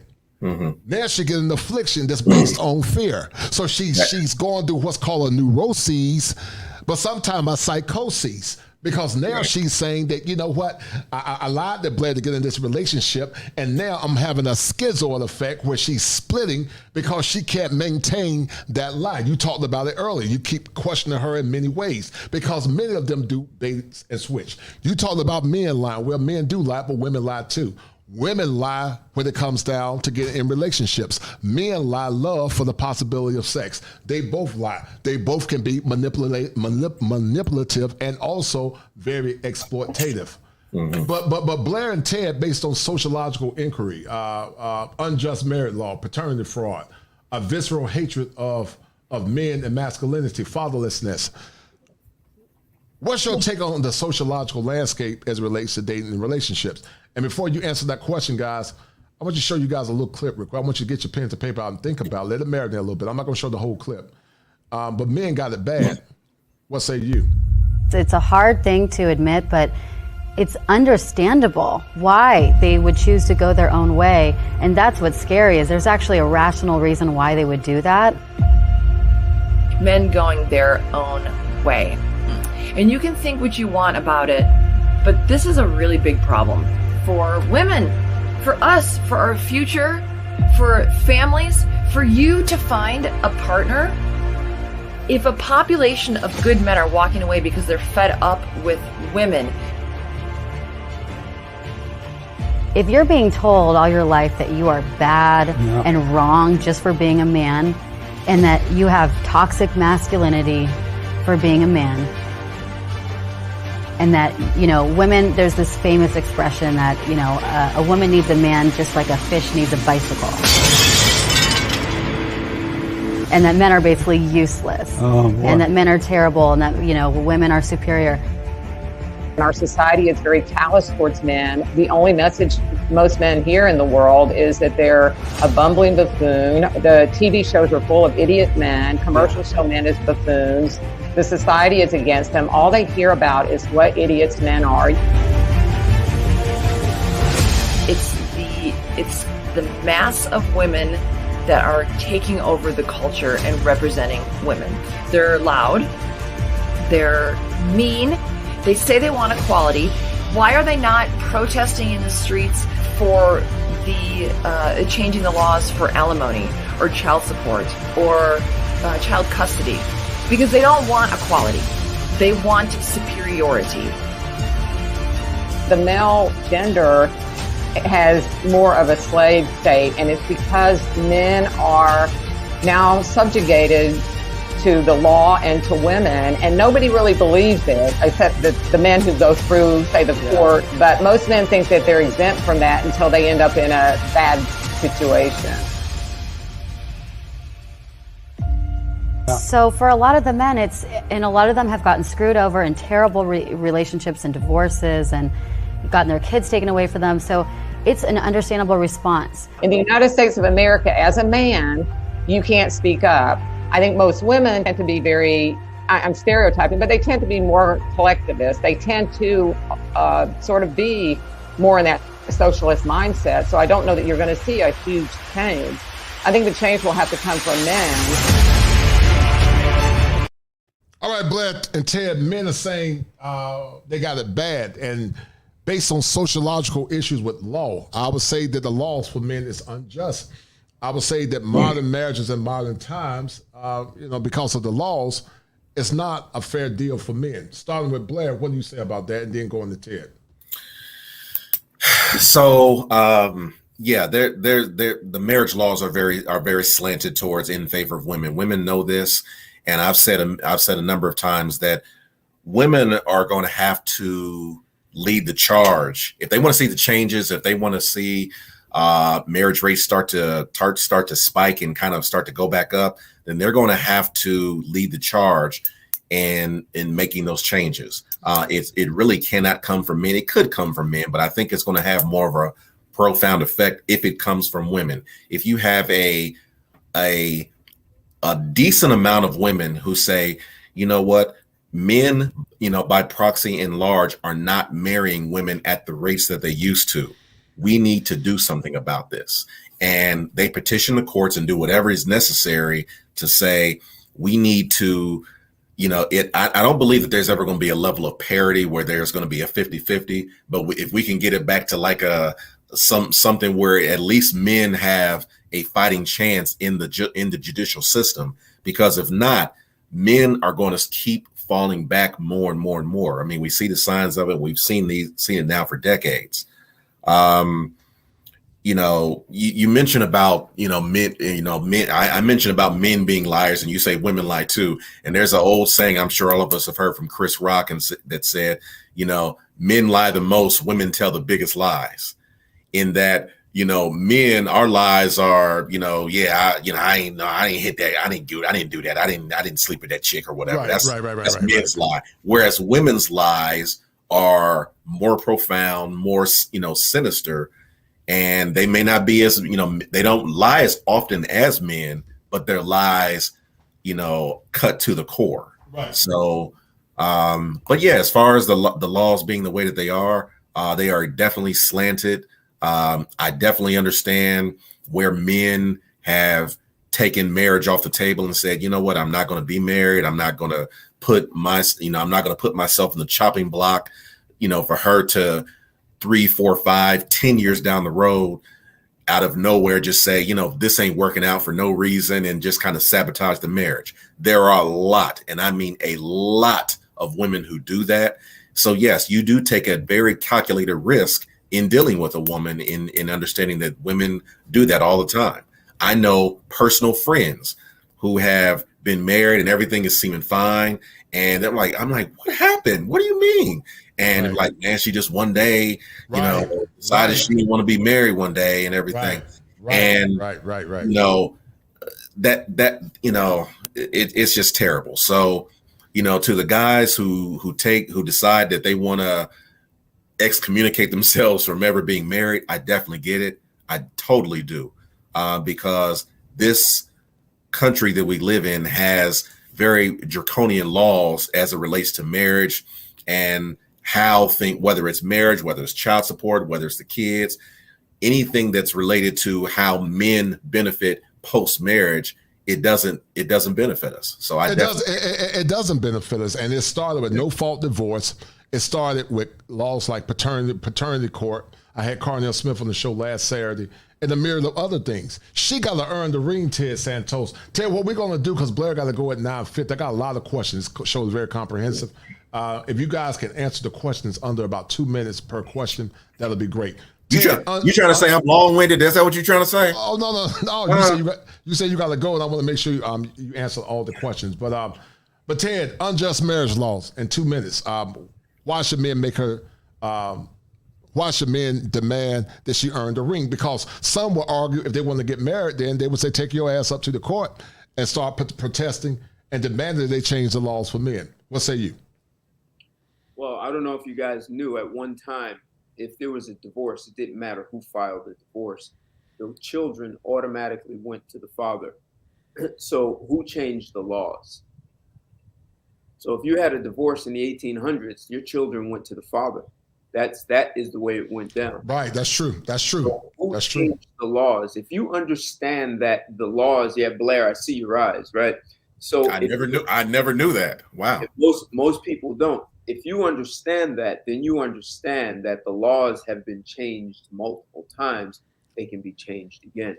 So if you wait for women to do it, it will never happen. It'll never happen, right? Because they never know when they might need it. So why, it's that in case of emergency, pull hatch. They won't do it. Men need to organize.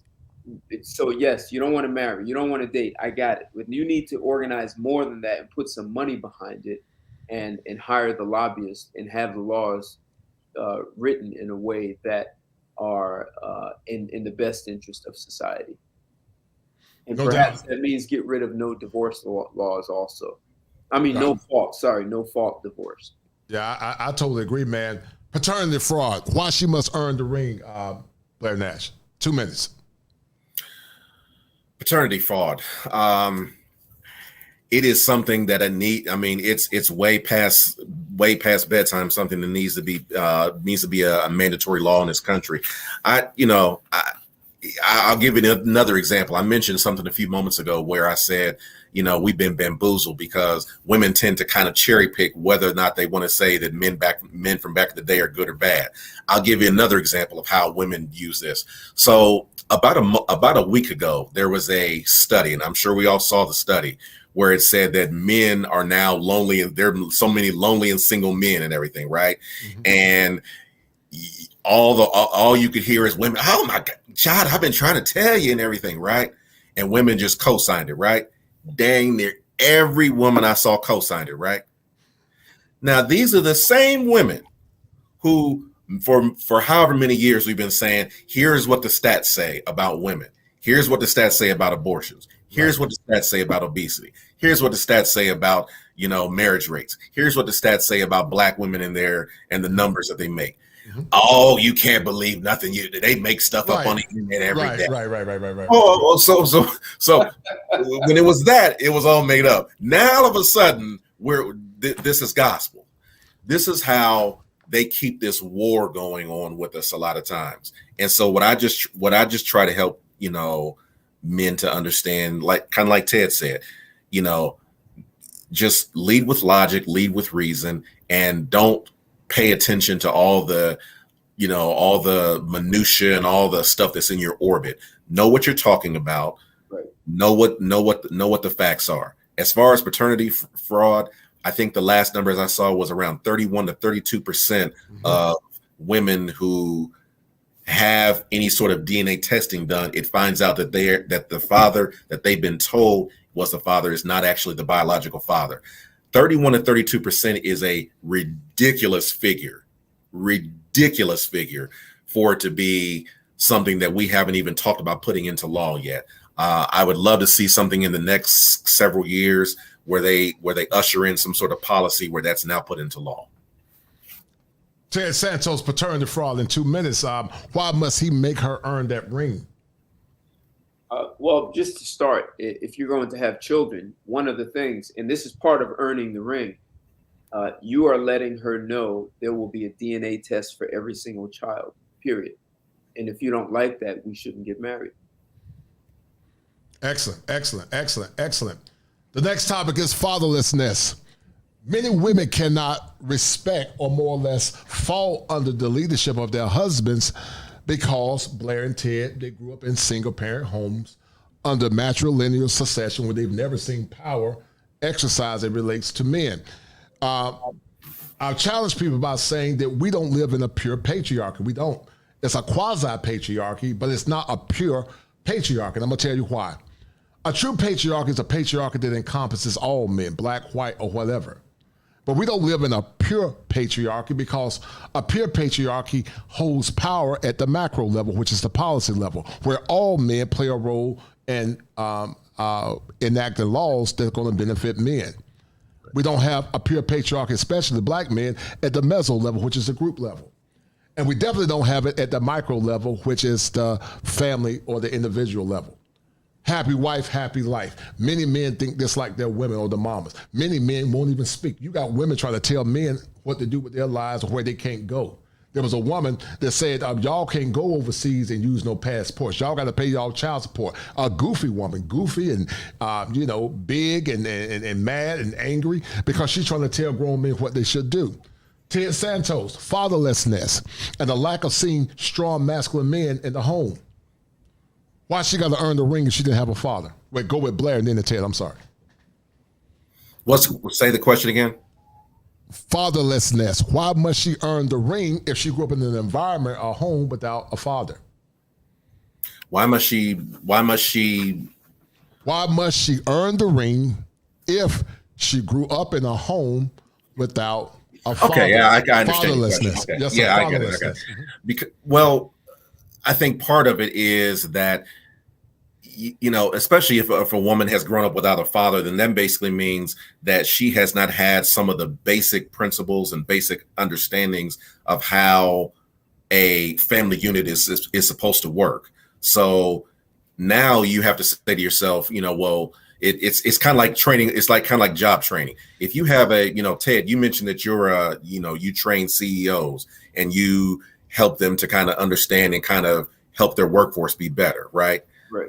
You had to have training from that, right? I couldn't do that, right? You've had whatever your 10,000 hours, whether you're certified or whatever you've done in order to make that happen, right? So someone could take you and say, we can implement him and put him and he'll hit the ground running, right? Someone like myself who hasn't had the training needs to go through a process. And so to bring it to what you're saying, Kosher, as a woman, if you've not seen a process go on throughout your life without, by not having a father, you now need to see this is how the day to day, all the things that you don't the things that you don't see, on social media. This is how the day to day of everything is run. How do you know that? You can't read a book and understand it. You need to see it play out, day to day. So, yeah. Training is different than reading a book. It's just like you can read all the books about basketball, and then I put you on the court and you won't dribble, you won't shoot because all you did was read books. You never actually played the game. Training. Right.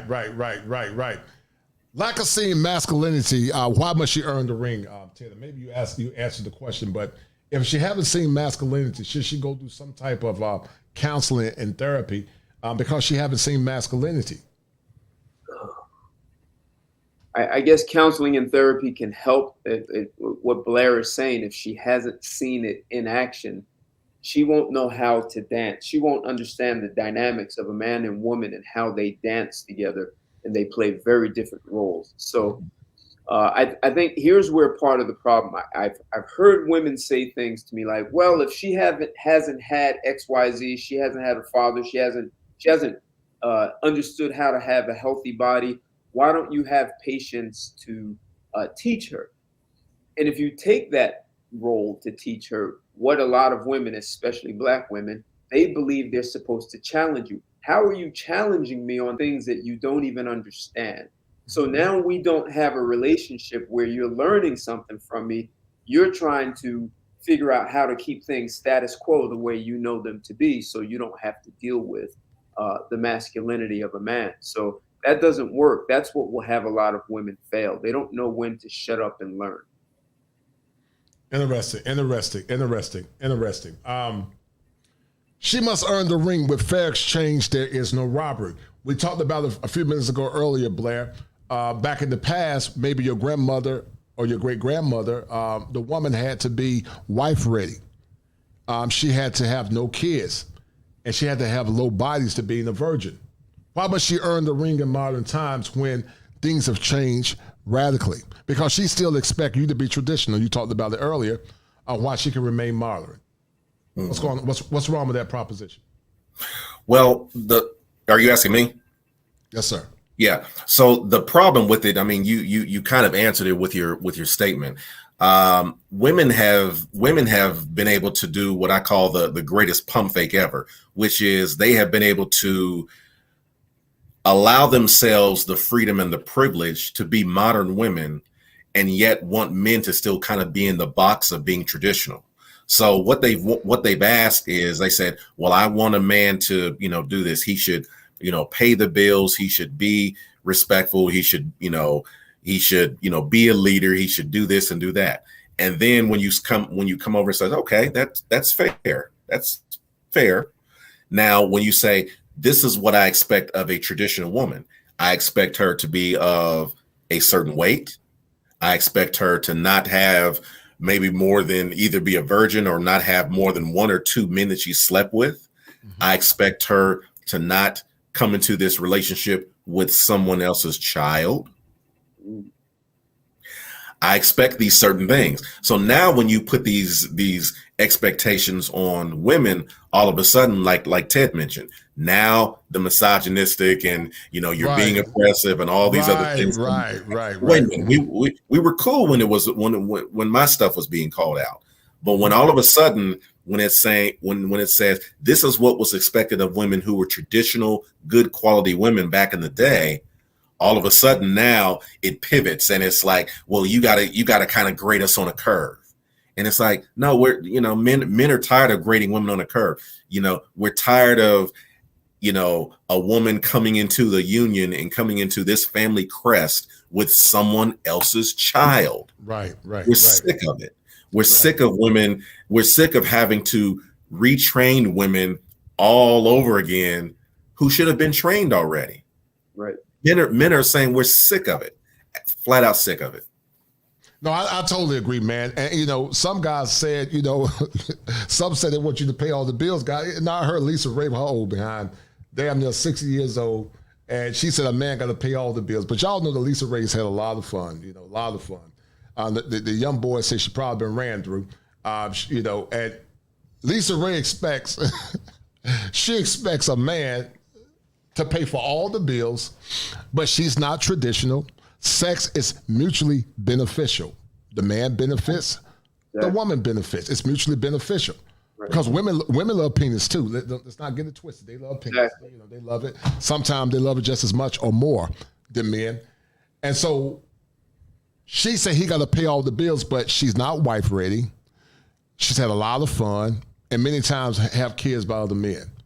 But on the flip side, the fair exchange. Go ahead, Black. And I want to say one thing I actually forgot to mention as well. Mm-hmm. You have to be of a reasonable age for a man to be able to somewhat train. So what happens with a lot of our women, I tell my wife, my wife is the same age as me. I'm 51. She's literally a month younger than I am.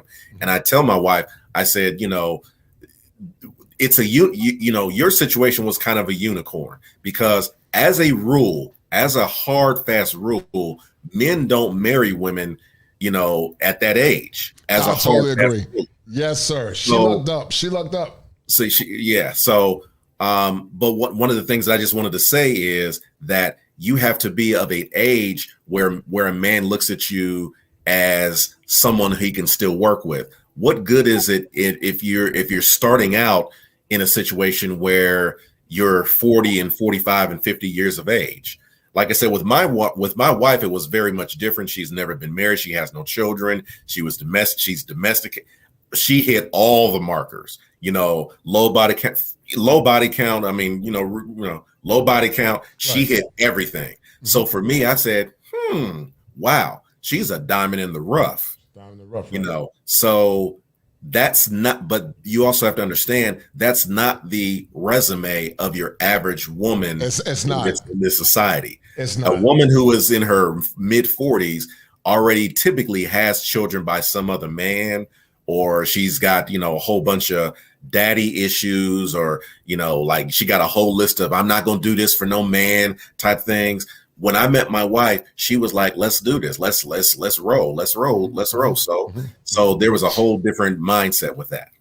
Yeah, I totally agree, man. And that's what burns me up, because what guys are saying, bitch, it's going to be prorated. If you don't meet those criteria, I'm not paying no 100% of the bills. Right. The amount of bills I'm going to pay for will be based on your past.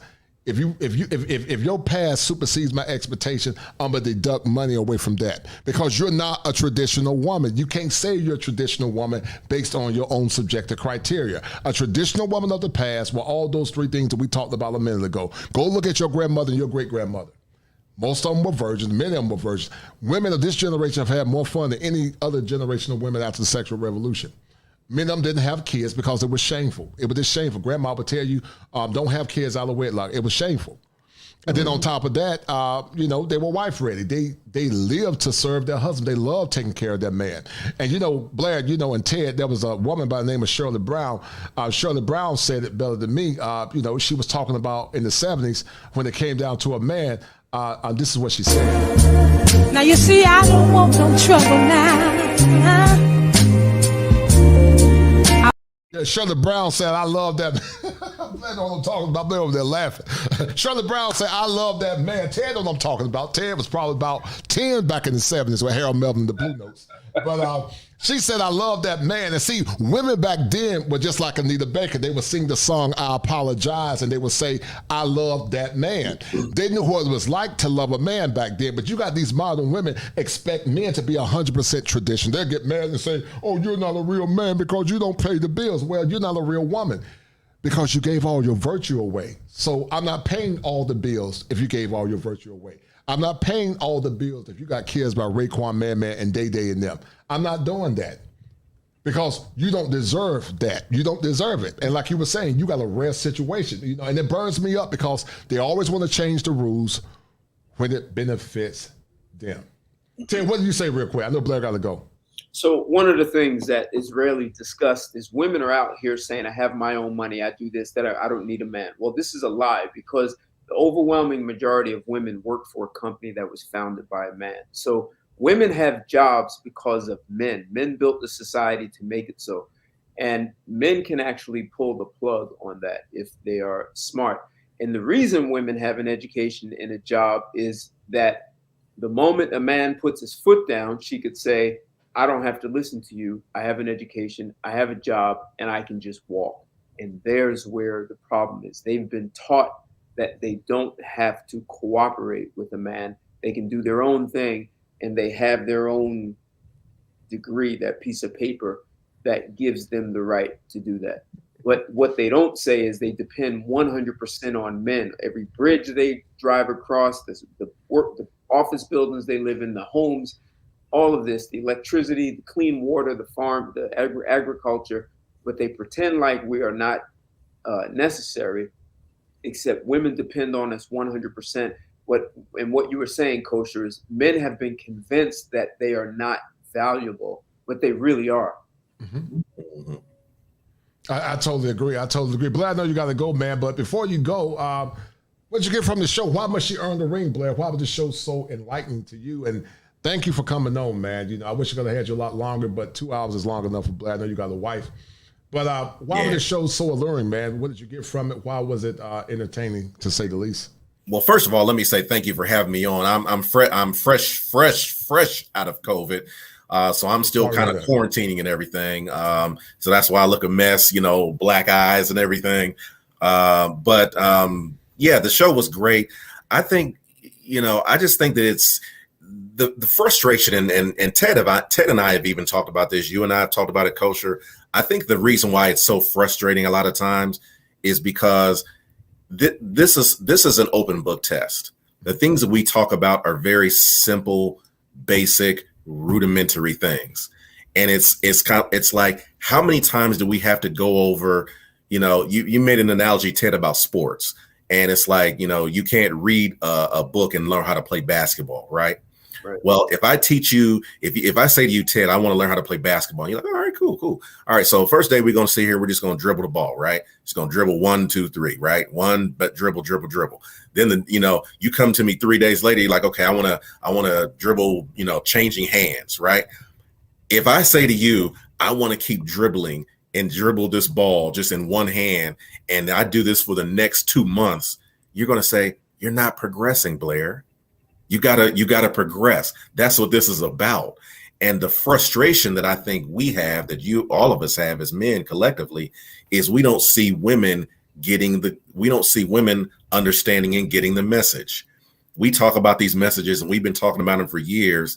And it's like, okay, so tell us again what's going on. It's like, why are you all not getting this simple message?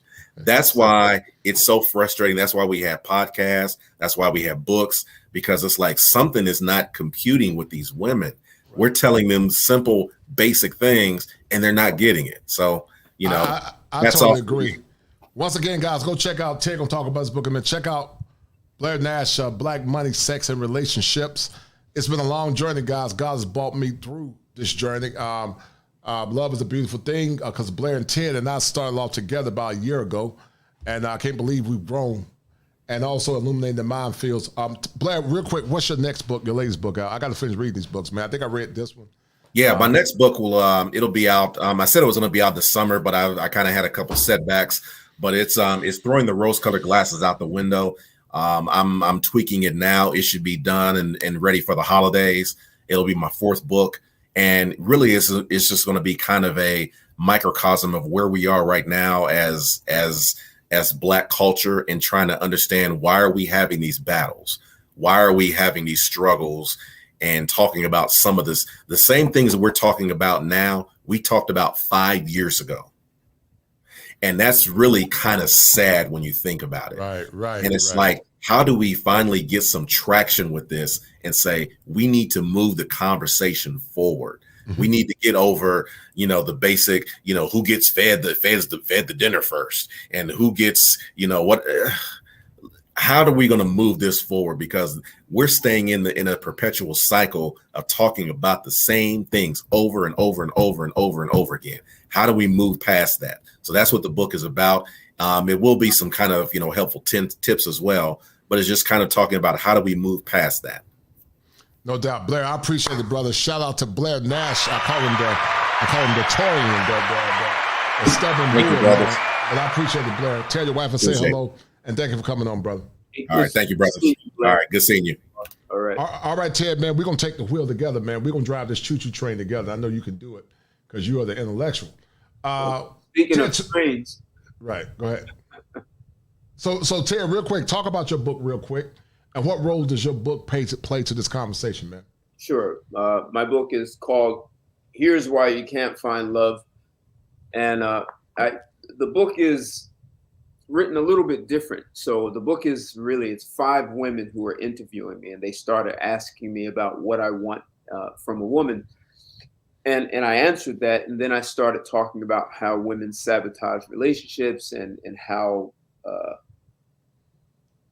so often women have expectations that are often not real, how society shapes what women think is a good relationship when it's not, how other women interfere with a woman's relationship. So if your wife has a great relationship with you and she has a divorced friend or a perpetually single friend, her friend may not like watching your wife be happy. So she's going to start whispering in her ears. So the book really takes people on a journey of transformation to really alter their perspective of relationships so that they can self-reflect and have a much better understanding as to what they want.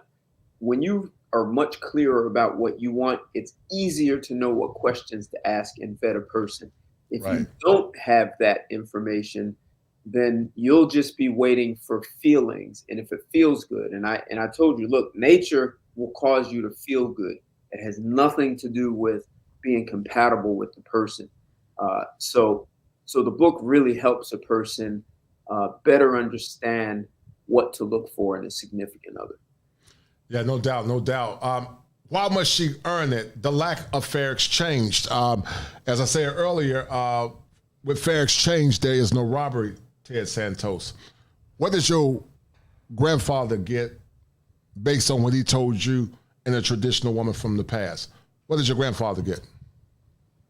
My grandfather. So my grandfather, he worked overtime. He put in those hours to take care of the family. My grandmother worked also, and this is interesting. My grandmother came home and she cooked, she cleaned. The weekends, the house was spotless. She made dinner for all, my father and they had 5 children. And my grandmother played 100% played the role of a housewife. And she worked and she didn't complain. And as she got older, she still played those roles. There was that stability for the household of having both parents and playing different roles and how they interact with the children. So, my grandfather was able to raise his children with his wife. and play the role as a masculine man and get the final word. He was a disciplinarian. And yeah, I mean, my grandparents stayed together until, they died. Yeah, that's something, man, because, as I said earlier, nowadays with relationship inflation, many were trying to silence men for living their lives on their own terms and getting the best outcomes from the women they want in relationships. When you think about relationship capitalism, what does that mean to Ted Santos? I don't fully understand it. What is so relationship capitalism works similar to shout out to A Peaceful Life. It works similar to capitalism as it relates to purchasing power. It basically means you have the right to self-determination to get the best outcome and the best bang for your buck. Meaning, if you don't like a product here in America, you can go and get another product. Men are saying that because there's a condition called relationship inflation. So if I make $100,000 a year and I can buy a car that's affordable for me, right? Based on the income I have. And so if I look at a woman, what is the woman? So basically, it's value for value. My money for the value of my purchasing power. If I'm not going to spend $10,000 for a used car when I can get $10,000. You spend $10,000 for a new car. Right. And if I can't find the car that I want here, I'm going to shop until I find the car because of condition or a concept that Paris said called relationship inflation. There is relationship inflation here in America. My friend A Peaceful Life talked about relationship capitalism, but because of relationship inflation, she needs to earn the ring. That's what I'm saying. Right. No, I understand, but I'm just giving an analogy so I can buy a car that I can afford. But if someone if they inflate the value of a car, let's say a Toyota Camry, and they want $50,000 for it, well, why don't I just go to Brazil or Colombia or even Ghana, where my dollar is longer and I can get a luxury car for $50,000 that I can afford, right? So, and I'll have a better looking car and a better performing car than the Toyota Camry. So listen, man, I lived abroad. I lived in several countries in Latin America. I've dated women from every continent, and it's amazing when the stunning, gorgeous face and body woman from Dominican Republic that I'm dating right here in the United States comes into my house for the first time, and she sees dishes in the sink. And what does she do? She asks me for gloves so she can wash the dishes. I didn't ask her to do anything. She just did it. So, I mean, that's a form of cooperation. So when I'm dating a woman here, she believes that all the effort should come from me. So she's inflating her value. That women here in the US believe that all the effort should come from me. I should pay for the dates. I should make all the effort. For her, relationship should be effortless and she shouldn't have to do anything.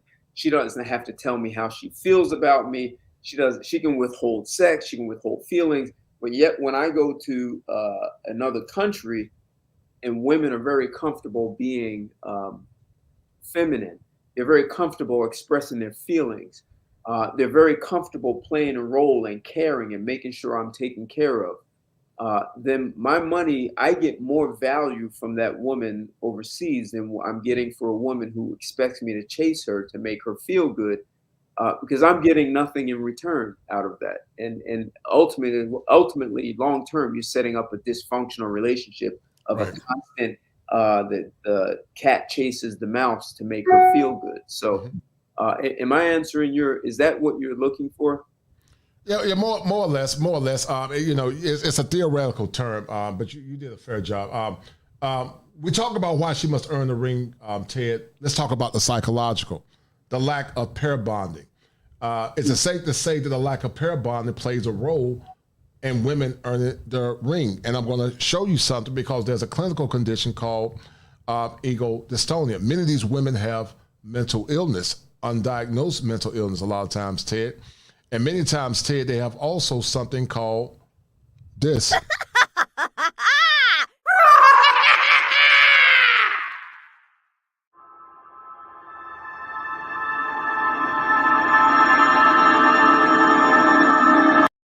Yeah, they have ego syntonia. That's a terminology that basically means that her ego is syntonic. She thinks that her delusion is normal. And so there are psychological issues why men must make her earn the ring, because if she has undiagnosed mental illness, it can cause you a lot of issues long term. But let's talk about pair bonding. You and I have more or less broached this topic in the past, but why must she, or why must a man, how can I say it? Why must a man make her earn the ring when it comes down to pair bonding and also sexuality? So, if she cannot pair bond, that's a reason to disqualify her. Because when a woman secretes oxytocin during sex, she's going to bond with you. She's going to have these strong feelings and want to be close with you. If she has had sex with too many men, she will have completely disrupted and deformed her brain's ability to secrete oxytocin, which means she's not going to bond with you. What she's going to then look for is a dopamine rush, meaning you have to buy her stuff, you have to take her on vacations. Like, you need to create excitement. And that's why she will get so much of a dopamine rush from guys liking her on social media, because she can't bond. So she needs a high from the other biochemical secretion, which is dopamine. And if you marry that woman, she's going to be bored with you after a while, because she can't get that dopamine rush, that high. So one way is to cheat or to seek attention on social media. So when you ask the question, should she earn it? Like, there are things where men should say you're just automatically disqualified. And a woman who's had sex with too many guys is going to have a problem pair bonding, because she has what they call is she's emotionally traumatized her brain, and she's going to have a problem bonding with you. And it'll be easy for her to withhold sex from you, because she's not getting the biological and emotional needs met through sex, because she's not secreting the normal biochemicals, and you're just there for other reasons and you don't even know it. So disqualify that. No doubt. We talked about it earlier, that you can never vet a woman 100%. And as I said earlier, Ted, many times it's something called the old, and they do it all the time, Ted, it's called the old bait and switch after she get that ring.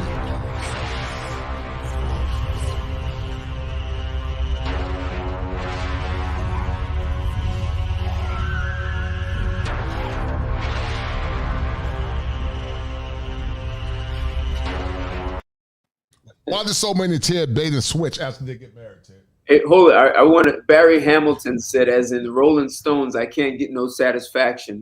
That's a really, if she can't pair bond, she won't get any satisfaction, and she'll be complaining all the time. But so the bait and switch, and that's becomes one of the things. So if she can't pair bond, she'll be a good actress, and she'll smile in your face and tell you the things that you want to hear. But she's not bonding with you the way you're bonding with her. And once she has the ring, she doesn't have to work for that. She doesn't have to act anymore. So now she can show you who she really is. And for as a man, it's going to feel like a bait and switch. So never be afraid to put some kind of pressure on a woman to see how she handles. And I'm not saying you're testing her. I'm saying don't back off if she's saying you're putting pressure on me.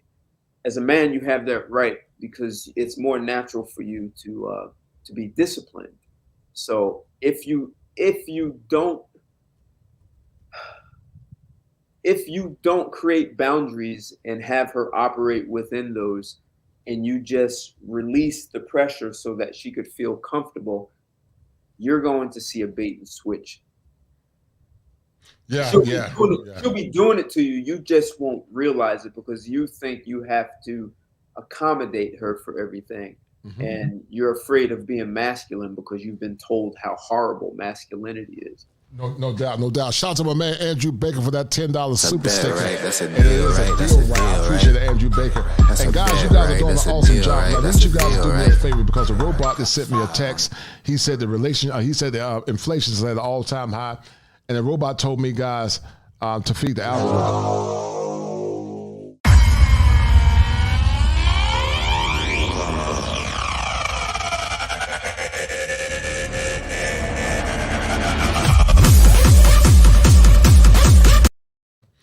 So one of the things, Ted, you and I have talked about in the past, microchimerism, but also personality disorders.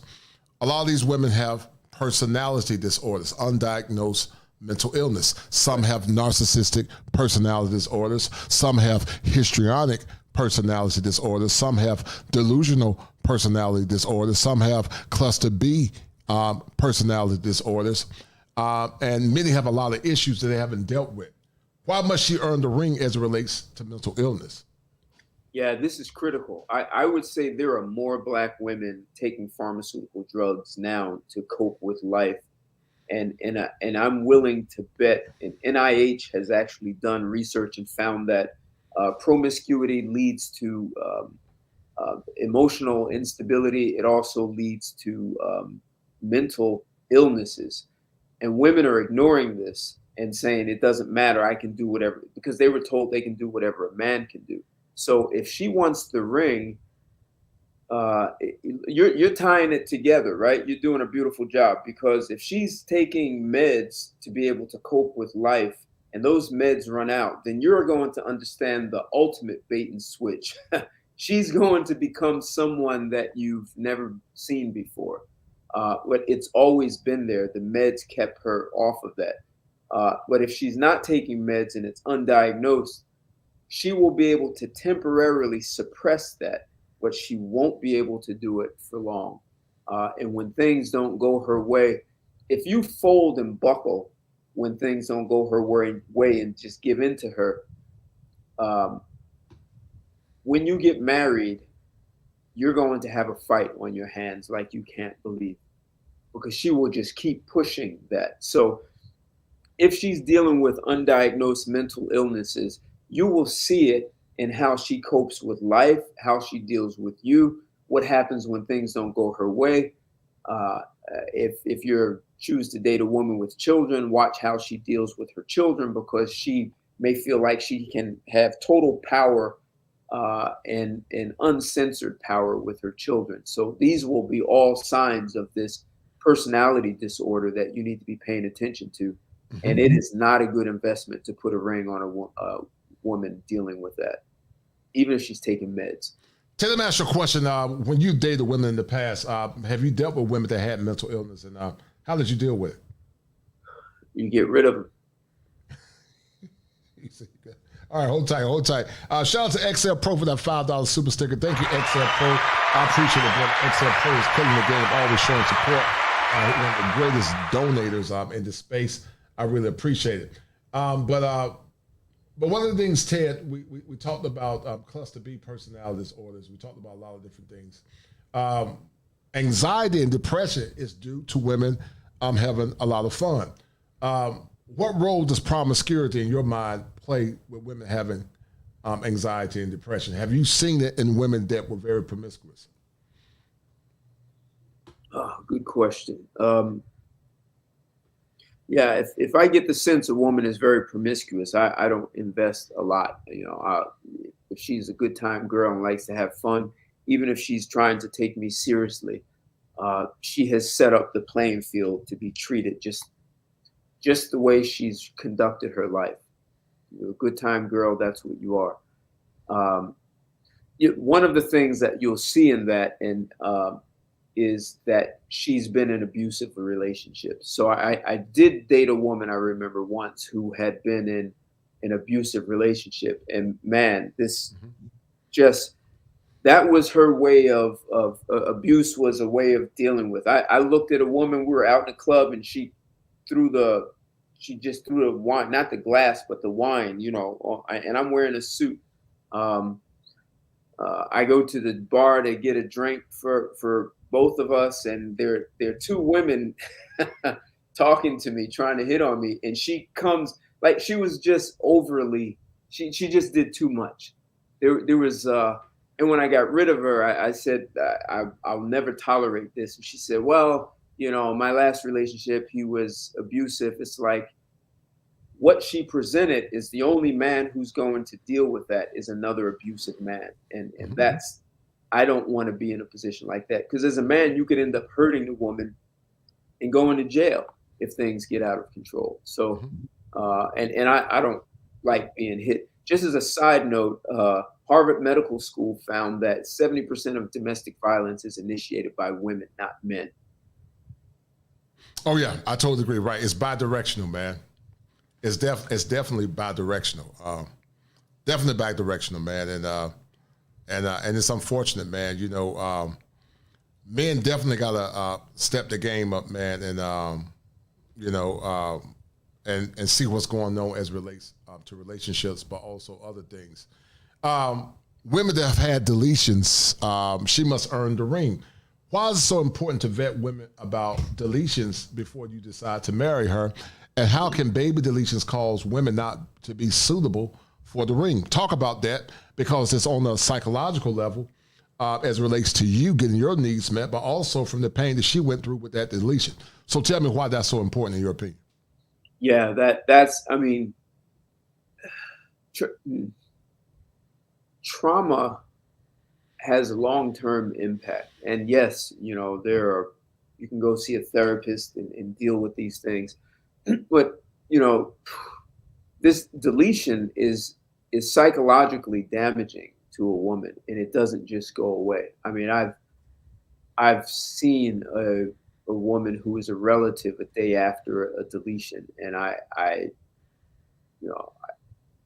came to the house, said hi, I immediately left because she couldn't really function and even talk to me. So it's such a severe thing, and then these women who do that multiple times, they may not even be able to conceive. So a lot of women are using it almost like it's, you know, the pill. So yeah, the psychological, the physical, and the whole trauma that it causes to women, both physically and psychologically, could have impact in your relationship. Plus, it says something about how she's being responsible with her body. Because I've met a lot of women who are really responsible about their body, and they make sure that doesn't happen. So it tells you something about how responsible she is for herself, and how she may be more likely to play victim and say, well, you did this to me. And that could end up in a bait and switch also. A woman who doesn't want to be responsible for her bad behavior and say, well, you made me feel this way, or you made me display bad behavior, when that's just who she is. Right. We talk about a condition called positive homeostasis in relationships. In the clinical world, a positive homeostasis, Ted, is when there's something negative in that relationship. Positive in this case is a bad thing, meaning there's an issue. Negative homeostasis is when things are balanced. Why must men seek to determine if a woman is going to cause negative homeostasis in the relationship? Because many times in relationships, women tend to triangulate if they got somebody else to go to. So why must men determine if these women are dealing with those issues more or less as relates to negative homeostasis? A couple of years ago, I met a woman who was in a relationship, and she was doing that monkey branching thing. And she spoke to me for, I guess, I don't know, several weeks. And Monday, she wasn't available. And then later that same week on Thursday, she was available. So I don't get involved with women like that. So if she's unable, if she lacks the communication skills to be able to get what she wants in her existing relationship, what she's showing you is how she copes with things is she goes elsewhere. And if you meet a woman doing that, then she's going to do that to you too, because she's already showing you that she doesn't know how to, she doesn't have the communication skills and the ability to negotiate for what she wants. So she just runs somewhere else. I mean, you just don't want that. It's better to be able to work through things, even if it has some conflict in it.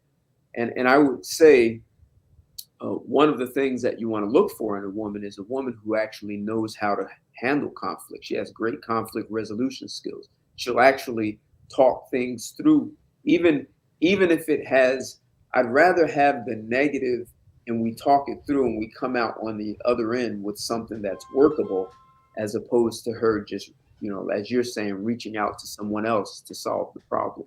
No doubt. Shout out to Charles Keys, the senior, for that $5 super stick. He said only 2 types of women raised by her father.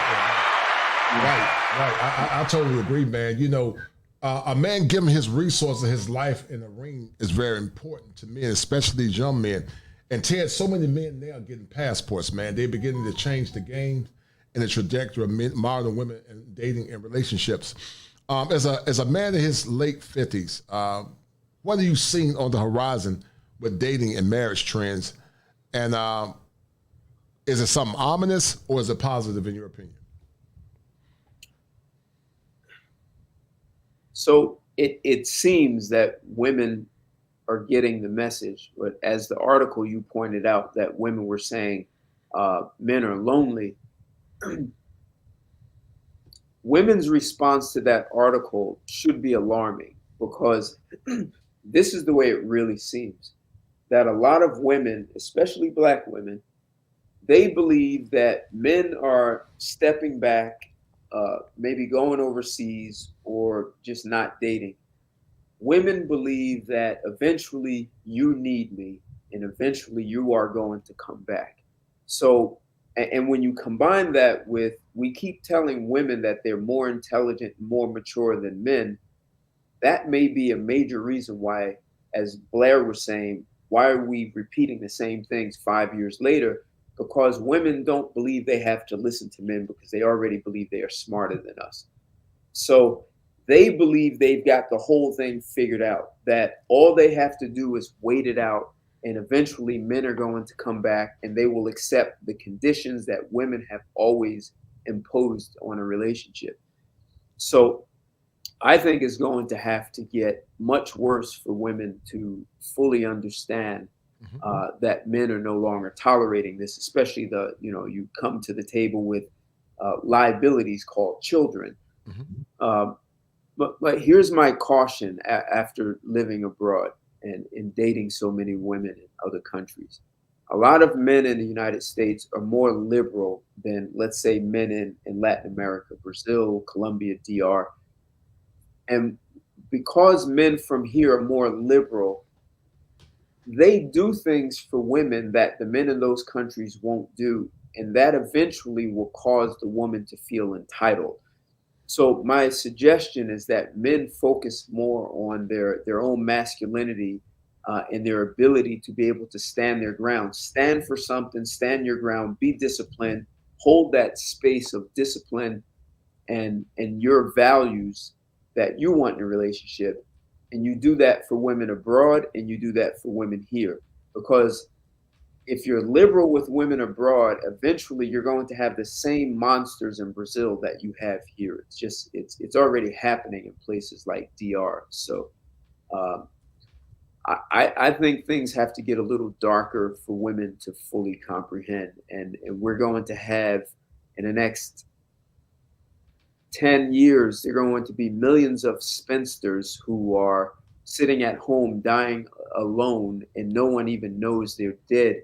And if we keep promoting that, that will help women get the message. But if we sweep it under the rug, women are going to think they're winning and they don't have to listen to men. Yeah, I totally agree. Shout out to my dear friend Gail Nelson, all the way from Guyana. Shout out to her. She's one of the sisters that get it. She's married, and blessings to her.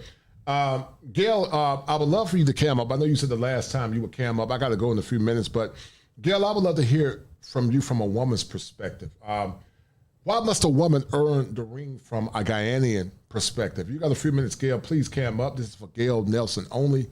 But Gail, I would love for you to talk about and expound upon why must a woman earn the ring in modern times? Because many times, Gail and Ted, they're one way before they get the ring, but after they get the ring, they're like this.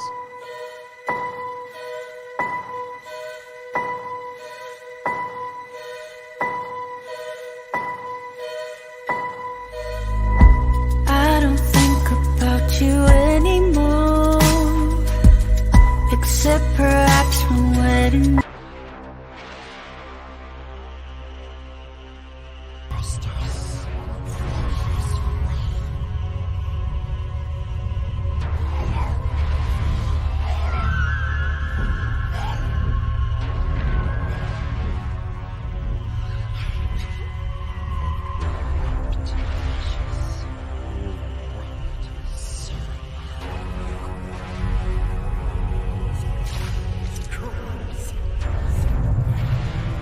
Yeah, they get the pressures, Gail Nelson and Ted, and then they code switch. As they get that ring, man, they start going into that psychosis, man. And it's true and it's sad. When you were dating Ted in relationships, how often do you see the code switch? And once again, Gail Nelson, please cam up. I'm going to drop the link for Gail Nelson. I'm going to get off this chat in a minute because I got to go. But Gail, if you don't mind answering the question, why must they earn the ring? And I'm going to drop the link. This is for Gail Nelson or anybody else that want to add to the comment. But Gail Nelson, if you want to add to the comment, why must she earn the ring from a Guyanian perspective, feel free to cam up. But go ahead, Ted. So I never married. I lived with two women, and there's some common ground in the two women that lived with me. The first one was 5 years. The second one was 3 years. And one of the things that they would both tell you is that I'm a very harsh, mean, disciplinary person. So I didn't tolerate things. Like I had a zero tolerance. Maybe sometimes they said, you talk to me like you're my father, but I didn't care if they didn't like it. If they didn't like it, they should leave. There are certain things that I make very clear, like I have no children, but I've spoken to several women and I say, look, if we were to have children, when that child cries at 2 a.m, don't wake me up. You make sure you don't move to the point that I wake up. And they're like, well, no, sometimes you should do it. And I'll say, if you want to be a mother, that's part of being a mother. You are the source of food. You have food in your breast for that baby, and you go and you take care. That's your job. And they say, well, that's not fair. I'm like, well, then you should find another man who would get up, because I'm not getting up. If you want the luxury of being able to stay home and take care of the child, and I'm going out working, don't disturb my sleep. So the response that I get from women is kind of alarming, because it seems like most men have become so liberal that they think it's wrong to take the stand that I take. I get called caveman and Tarzan and blah, blah. But quiet as it's kept, most women like Tarzan and cavemen. They just don't tell you that. So, but men have become so liberal that they've allowed women to dictate the terms of the relationship. Right. And so then when a man stands up for himself, she's kind of stepped on you for so long that even when you try to stand up, you still are crouched over. So right. I think this is really the dilemma, that men need to not be afraid of being masculine. If they call your masculinity toxic, let them do that. Yes, sir. Because masculinity is what is the only thing that's stopping drug lords from Mexico from coming up here and raping and pillaging the country. Right. It's what builds all the skyscrapers. It's what creates most of the countries. So men just have to ignore that and be masculine, and women will respect it in the long run. Some might kick and scream. I find that women will kick and scream, but in the end, if they know that you're making decisions for the best interest of everyone, that's what I found in the women I lived with, that they knew I would be looking out for the best interest. And I had harsh boundaries that if you violate, there are consequences. And it's not that I'm this abusive beat, but the way I deal with you, there are consequences. Right. Right. I don't have no problem with that. I think that's fair, man. I think that's very fair. Don't have a problem with it at all. Men should have consequences. You know, in the clinical world, we call it the ABCs, the antecedents, the behaviors, and the consequences. Right. Antecedents, what happened before the behavior. The behavior can be good or bad, and the consequences, which could be good or bad. The problem here in America, there are no consequences for the bad behavior. We reward bad behavior. And that's why men must make her earn the ring, because they are not as great as they think they are. I remember a time, Ted, you and I back in the 80s, well, you're a little older than me, but men had higher standards, you know, back in the 80s and the 90s. If women did certain things, she didn't get a man. You know, she would be somebody that, you know, the men would play with, but they wouldn't take her serious. Why is that, in your opinion, real quick? Because they started lowering the bar back in the 80s, in the late 80s. Yeah, I'm sorry, right? When it started. Yeah, I totally agree. Well, listen, Gail Nelson, I dropped the link there. I don't know if you're going to come in or not. I would like to hear from you from a woman's perspective. Any women that would like to come up and talk about why she must earn the ring, please do so in the next 2 minutes. But in the meantime, I'm going to run this commercial, and then if not, Ted, I'm going to sign off, and we're going to talk about solutions. But Gail Nelson, if you're around there, please come on. Because you know what, Ted, a lot of the boomers lied to men about relationships. They told them, you know, that it's going to be like their grandmother and their mother. And many are looking like gravy train simps, like Grady off Sanford and Son, old, tired, and depressed like a hound dog because they believe the lie.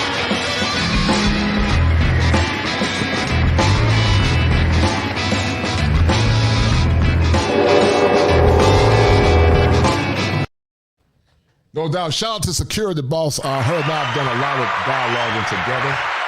Much love and blessings to that sister. How you doing, dear? I was actually in Charlotte, the Queen City. Her and I did a show at some point.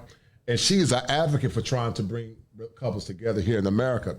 And I love Security Boss. I just feel like overall, the chicks here, the quality, there are some decent ones, but you got to go do so much to get to them, man. It's low.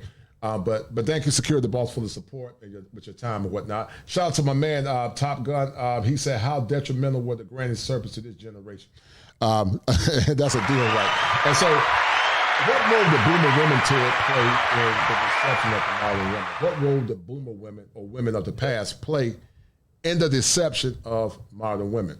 That was exactly how I was going to respond to what you just said. So it's their mothers and grandmothers who set this up. They lied to girls. They told them you can do anything a boy can do.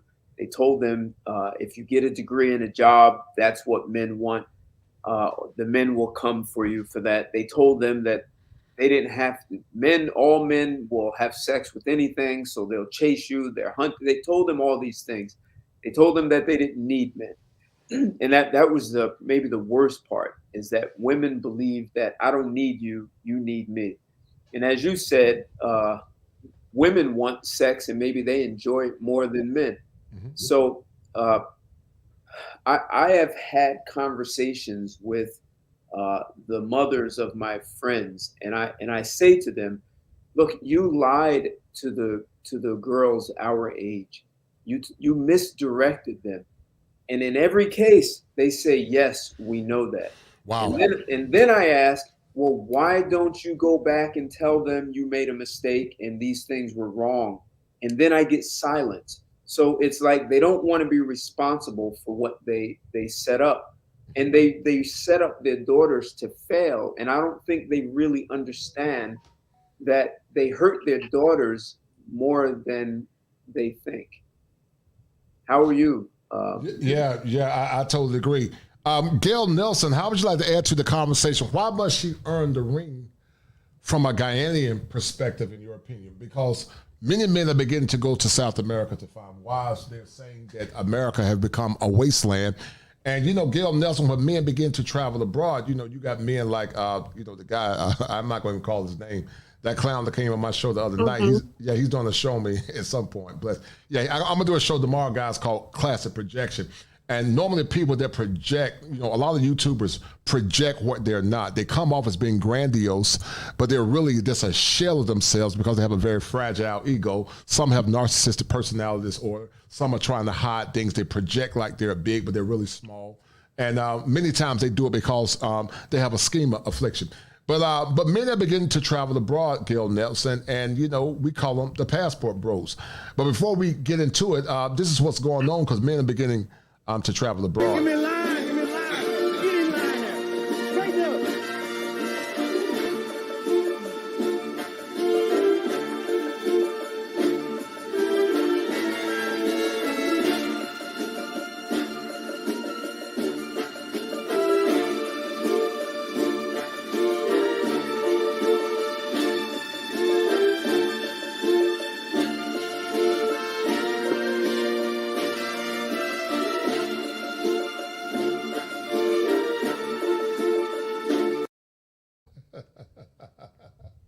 Men beginning to travel abroad, Gail Nelson. They're beginning to go to Guyana. They're beginning to go to Brazil. They're going to Dominican Republic. They're going to South America. And you got a lot of matriarchal males trying to shame those men because they have the spirit of the hyena. They're trying to shame those men into silence. But I want you to give an expose of why she must earn the ring from a Guyanian perspective. But before you do that, Gail Nelson, I want to send a special shout out to James Miles for that $50 hitter.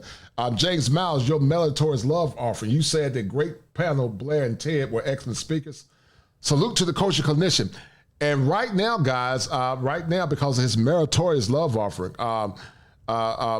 James Miles, you are the #1 sponsor for this stream.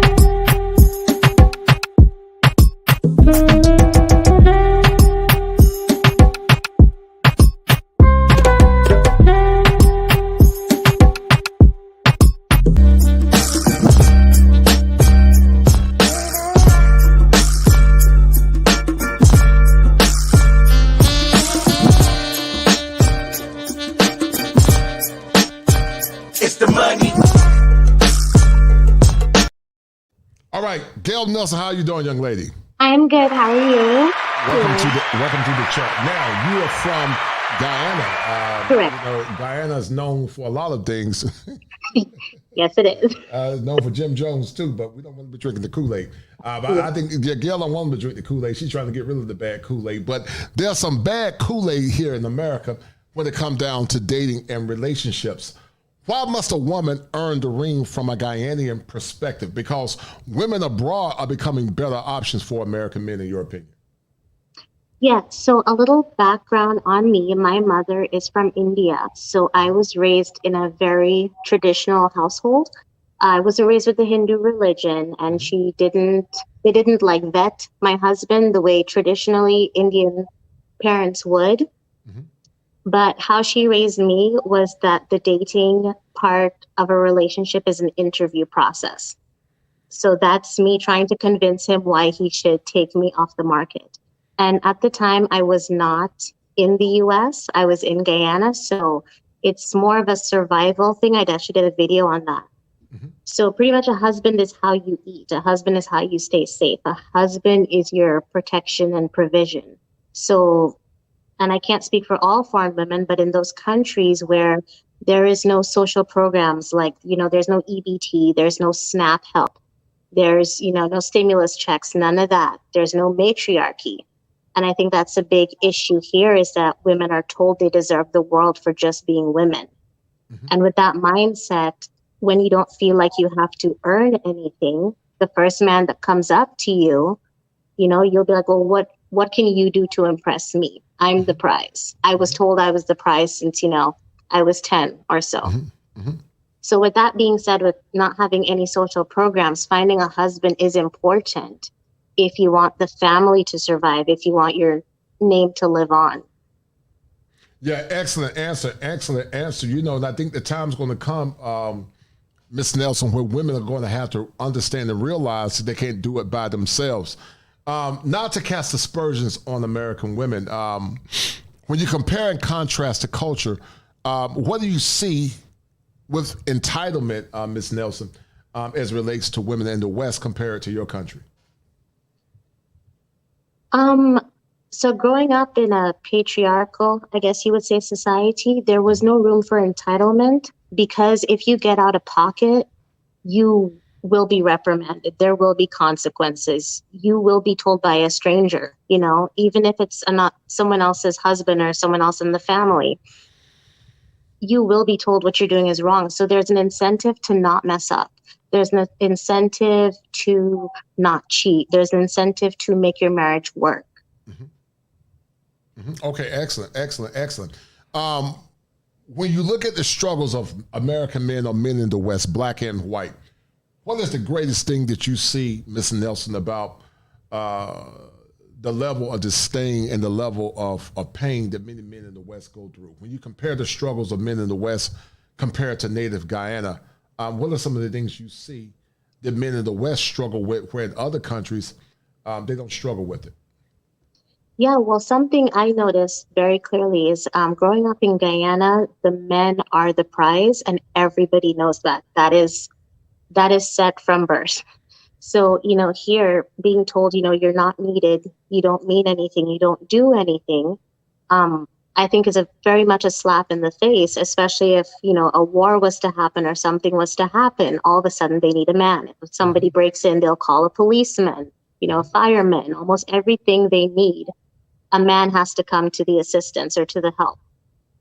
So I don't know, it just breaks my heart how men are treated, and the women are okay with it because they're incentivized to do it because they get a payday from it. Right, they get a payday, and then there is no level of accountability. When you think about the level of disrespect, like, domestic issues between men and women, correct me if I'm wrong, in your country, women don't hit men. Am I right or wrong? Oh, yeah, we don't hit men. We will get hit back. Exactly. And nobody will be like, oh my gosh, how's Freddie? It's more like, what'd you do? Right. What did you do? Right. And I love it that you're here to give us answers, because people think I'm lying. I was in Brazil, and I try to tell them that the level of disrespect that women transmit to their men, in America, they wouldn't do that. They would either lose their lives or they would be seriously assaulted, and they would have to eat the cake. But here in America, they can hit a man, punch a man, slap a man, disrespect a man. Nothing is said. And do you think because of the social conditioning in Guyana, the women are more honorable and respectful for their men, in your opinion? Yes, I do think so, because from birth, also you're taught that men and women are different. So you go into relationships knowing this man is stronger than me. I am not going to try, at 100 pounds, try to punch a 200-pound guy. You're taught he is the protector, he's the provider. The dynamic is just very different from what I see here in America, which is women saying they don't need men, but yet their whole life, I like to say, is almost funded by a man. Like I say, the cable guy, firemen, policemen. Because, I doubt if, their house is on fire, they'd want a whole team of female cops showing up. Why is it that Gail Nelson get it? Because, they're going to call you a pick-me. They're going to call you a mammy. Already picked. Congrats to you, sweetie. But they're going to call you a pick-me and a mammy. When you hear those negative vitriolic statements, does it bother you, or you don't care? It's funny to you? It's funny to me, because I say karma will catch them up at 40 and 50 when they're sitting there alone, looking back at all the bad choices they made. There was a video I think I saw of Mr. Kevin Samuels, rest in peace to him, but he said, a lot of these women have already met their husbands. Right. I agree. I think at some point they did meet their husbands, but because they didn't take it serious, they're singing that song by Patti LaBelle, On My Own. Yes. If a man is looking for a wife in Guyana, some keep saying Ghana. She's not from Ghana, guys. She's from Ghana is in West. I'm so used to that. Used to that. Yeah, Ghana is in West Africa. That's where my niece's husband's from. But Guyana is the southernmost tip of South America. Guyana, Guyana. I think I spelled it right. Did I spell it right? Yeah, northern. Oh, it's northern. Oh, I thought it was in the southernmost. Nope, northernmost. It's actually right by the Caribbean, so it's a huge Caribbean community. Right. So let me ask you a question. You might can connect some of these young men with good wives. What should a man look for in a Ghanaian woman? How's a Ghanaian woman different than most Western women, in your opinion? I know it varies, but in general, what would a man get from a Ghanaian woman? Definitely somebody that understands that he's the leader. A lot of these women grow up in two-parent homes, And if they don't, you're still answerable to the men in the community, if that makes sense. So even if, your dad isn't there, your grandpa isn't there, your uncle is going to, check you if you get out of pocket. The neighbor will, your friend's husband. And it's almost a community effort to keep the women feminine and to keep the patriarchy going. But yeah, as far as getting a wife abroad, you'll find way more femininity. I think in the West here, feminism is everywhere because it's a huge cash cow. It's almost a $3 trillion industry. Whereas in Guyana, there's not a lot of, like when I was last there was not such a thing as AC. Not everybody had AC. So because there's not much room for corporations to make money down there, there's not a lot of corporations down there. So it's not as modern. It's not as, infected with the feminism, I should say. Right. Are you in Guyana now, or are you living in the West? Where are you? I live in the West. Yeah, I live up by Seattle, Washington. Oh, okay, cool. So, I'm gonna joke with you. If you live in Seattle, it's mostly white, so you're a Becky boo. You got a little bit of black and white. She got the skin color of a sister, but she got the mannerism of a Becky. But I want to ask you a question. Being in the West, have you been tempted to go to the dark side with feminism?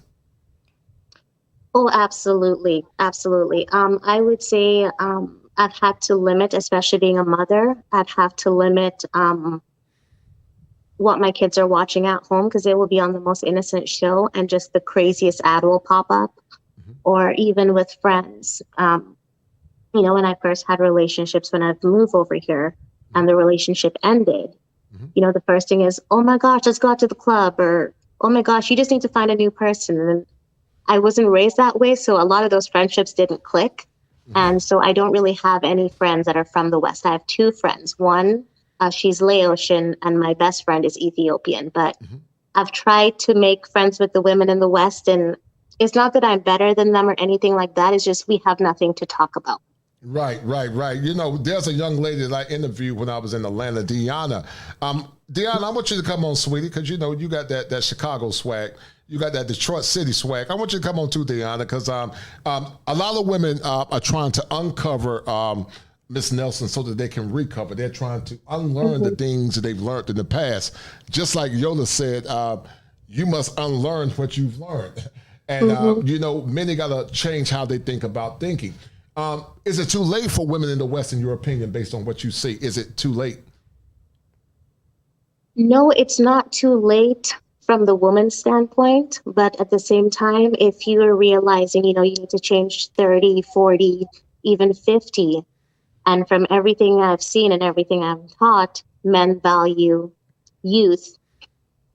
And, the femininity that comes with a youthful person, you're going to have an uphill battle. But I think there's a lot of men still here not getting their passports that are still looking for good women.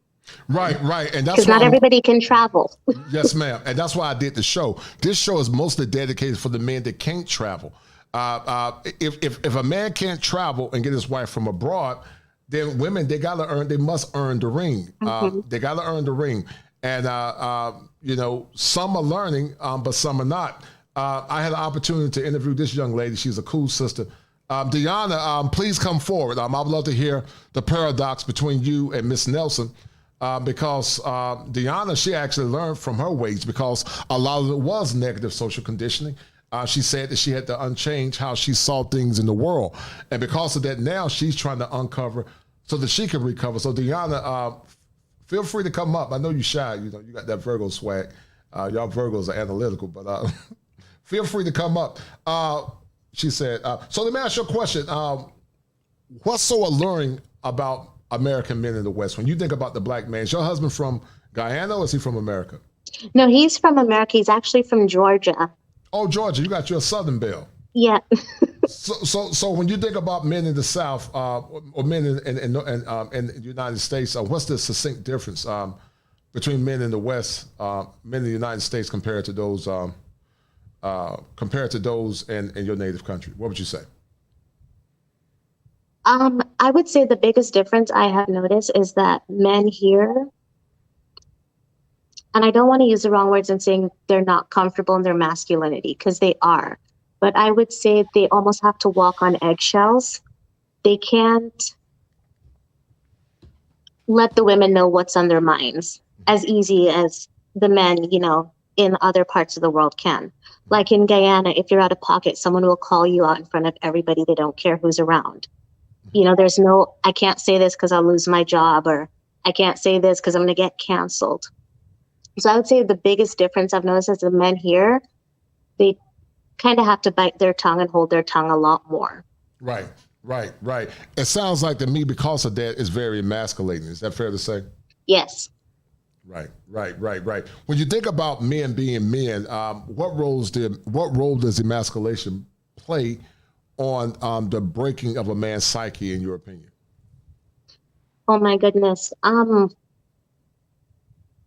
would say it definitely deteriorates any value he has of himself. My husband knows he's the leader, he's a provider, and what he says goes. It's not that he doesn't value my opinion, but if he asks me something and I tell him and he says, no, I don't agree, he's comfortable saying that. And I say, okay, and I keep it pushing. I trust him in that way. And even with my son, he just turned 9. I tell him, be assertive. He's like, I tell him, I'm like, one day you're going to be taller than me. One day I'm not going to be, the, tallest person in the room to you anymore. So I need you to be assertive, and I need you to tell me when things are not going right your way. And so that's something we've been practicing with him as well, too, is pretty much getting him used to that masculinity that he's going to find at puberty. Yeah, right. And I love your balance on how you're trying to guide your son in the right direction and listen to your husband. What does it feel like, Miss Nelson, to be under the umbrella of a masculine man? What does it feel like to be under the covering and care of a husband in these very turbulent times? This probably goes against the feminist narrative, but I don't feel oppressed at all. I feel at peace. I feel fine. I feel great. I feel protected. We have struggles and things that pop up, but I wouldn't say I'm as stressed out as the lady at home with her cats right now. I feel I feel great. I feel great. Right. Kudos to you, sweetie. Kudos to you. Ted, what would you like to add to the conversation, what Miss Nelson is saying? Because you lived in Belize at one point in Central America. Yeah. Based on what she's saying, how would you like to add to the conversation real quick? And then, guys, Deanna, please come up. If not, I'm going to show the guys some of the clip that we talked about when I was in Atlanta. But go ahead, Ted. So I actually, Gail, I almost went to Guyana. I was in Belize a couple of times. So I dated someone from Belize. And it's interesting. One of the things that happens when women come from Guyana or other Caribbean or South American countries is the women here will attempt to convince you that you're oppressed and you should be doing X, Y, Z, and he's abusing you, and you can be totally happy and fulfilled in your relationship, and some woman here from the States will convince you that you're not happy, you're abused, you're traumatized from the patriarchy, and you just don't know it, and we're going to save you. Yes, and actually I had a comment under one of my videos I posted about, finding a man for protection, covering. Someone actually said, I can't believe you have no dreams or aspirations. Like, this is all you want your life to be? And it's like, yes. Yes. It's difficult for me to understand that. So if I'm married to a woman and she has no problem going to some other guy and working for him for 8, 10, 12 or plus hours, and she doesn't want to do that for me and our family, our children. She thinks there's more value and then wants to outsource motherhood to someone else. Like, yes, as a man, I don't need a wife. You're like a middleman at that point. Why do I need a wife? I'll pay a surrogate to have the child under a contractual agreement, and then you're gone. I don't have to ever see you again unless I want another child so the children have the same mother. women are making themselves obsolete in Mhm. relationships. So if you're going to outsource motherhood and then go take orders from some other man, I don't need you. I mean, if this is just about sex, then I can just, if you want to be paid for sex, not that I'm for that. What if that's the arrangement? You come over, we have sex, put money on the dresser, and you go away. That's what women are setting up. No doubt. Listen, guys, I got my little friend on the panel, man. My little friend, her shot behind. That's my little friend, Deanna. I did a show with her, and I was in Atlanta at the LaPeef conference. Deanna, what are you getting from this conversation? I asked the question and posed the question why she must earn the ring. What are you getting from this conversation?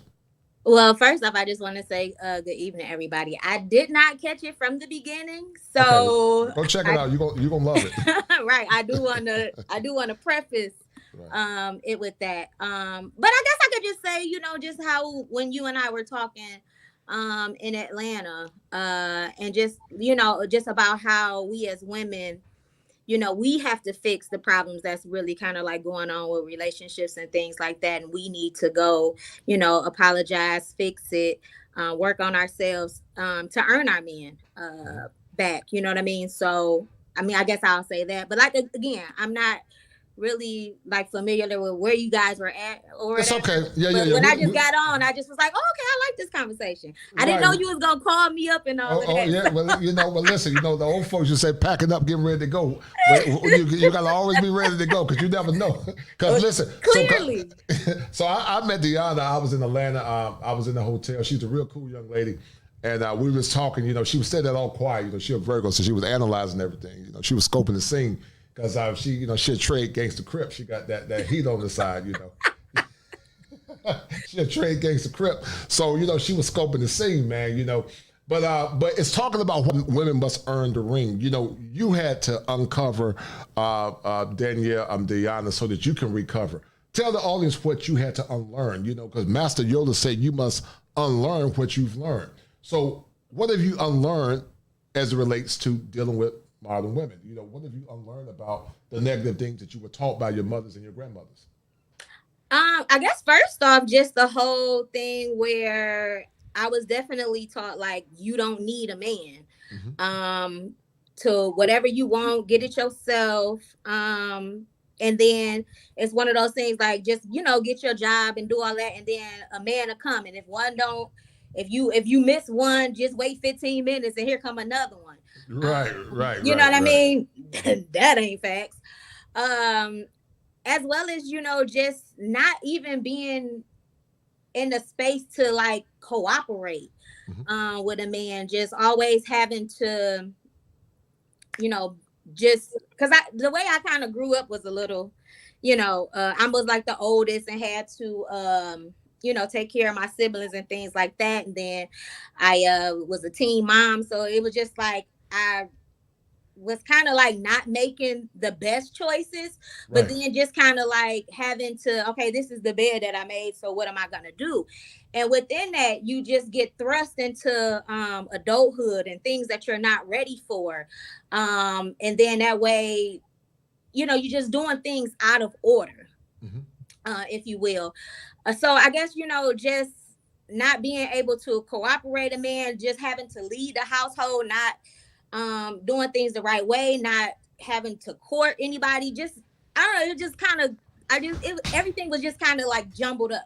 So just having to realize that, I'm not being a nice person, or I'm not the best mom that I can be to my son, and I'm not the best person that I can be to my partner. Like, what's going on with me?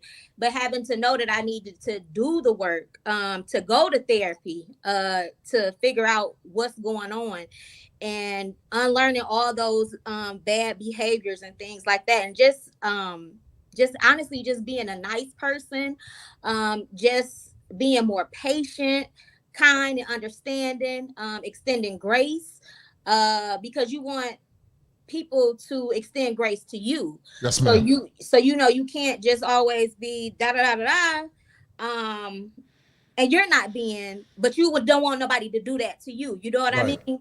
Right.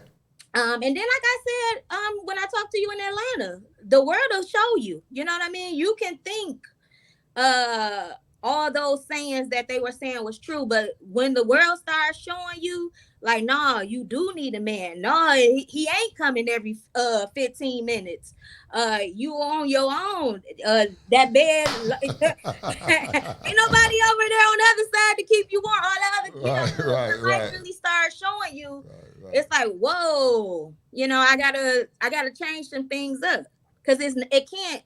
And then you are the only, the common person in all these different relationships and things that you have that's going on, and things are not working out and it's chaotic and all of that. Right. It can't just be everybody else and not you. You know what Yes, ma'am. Yes, ma'am. Yeah. I love Deanna's reflection. Let me show you guys a little bit of the clip. Deanna is so short. Bless her heart. I'm super tall and she's super short. But like the old folks said, bless your heart. Hold tight. Let me show you guys something real quick. This is from the show that Deanna and I did in Atlanta, and we're gonna break it down a little bit. If I can hit the play button. Where's the play button at? Okay, hold tight. Let me show you guys this. Hold tight. To where Miss Jackson was actually sabotaging her future by not doing the work, by not looking at herself, and by not considering how she played a role in her own pathologies. When did you realize that, I need therapy, I need help, I need to start putting the work in? I guess I would say I was probably about 27, 28 when I started noticing things in my life that were just like not right. So it's just like, okay, something is going awry here. Like, you're doing what you've been programmed or trained to do, and it's not working. So it kind of started there, and then I was, made aware of it. But when I really, really started digging in deep, looking within, getting therapy and all that, I was 32. Fire! All right. So that was fire for your mind, man. The Leo had to bust out, man. Today's my birthday. Leo turn up, Oh yeah, Leo turn up. Leo turn up, man. But when you hear that, you got to do the work. What resonates in your mind when you hear that term? You got to do the work. And I got to get off in a minute. My daughter's calling. But when you hear you got to do the work, how does that resonate with you, Miss Jackson? I guess honestly, just the first thing that comes up to me is facts. You really have to.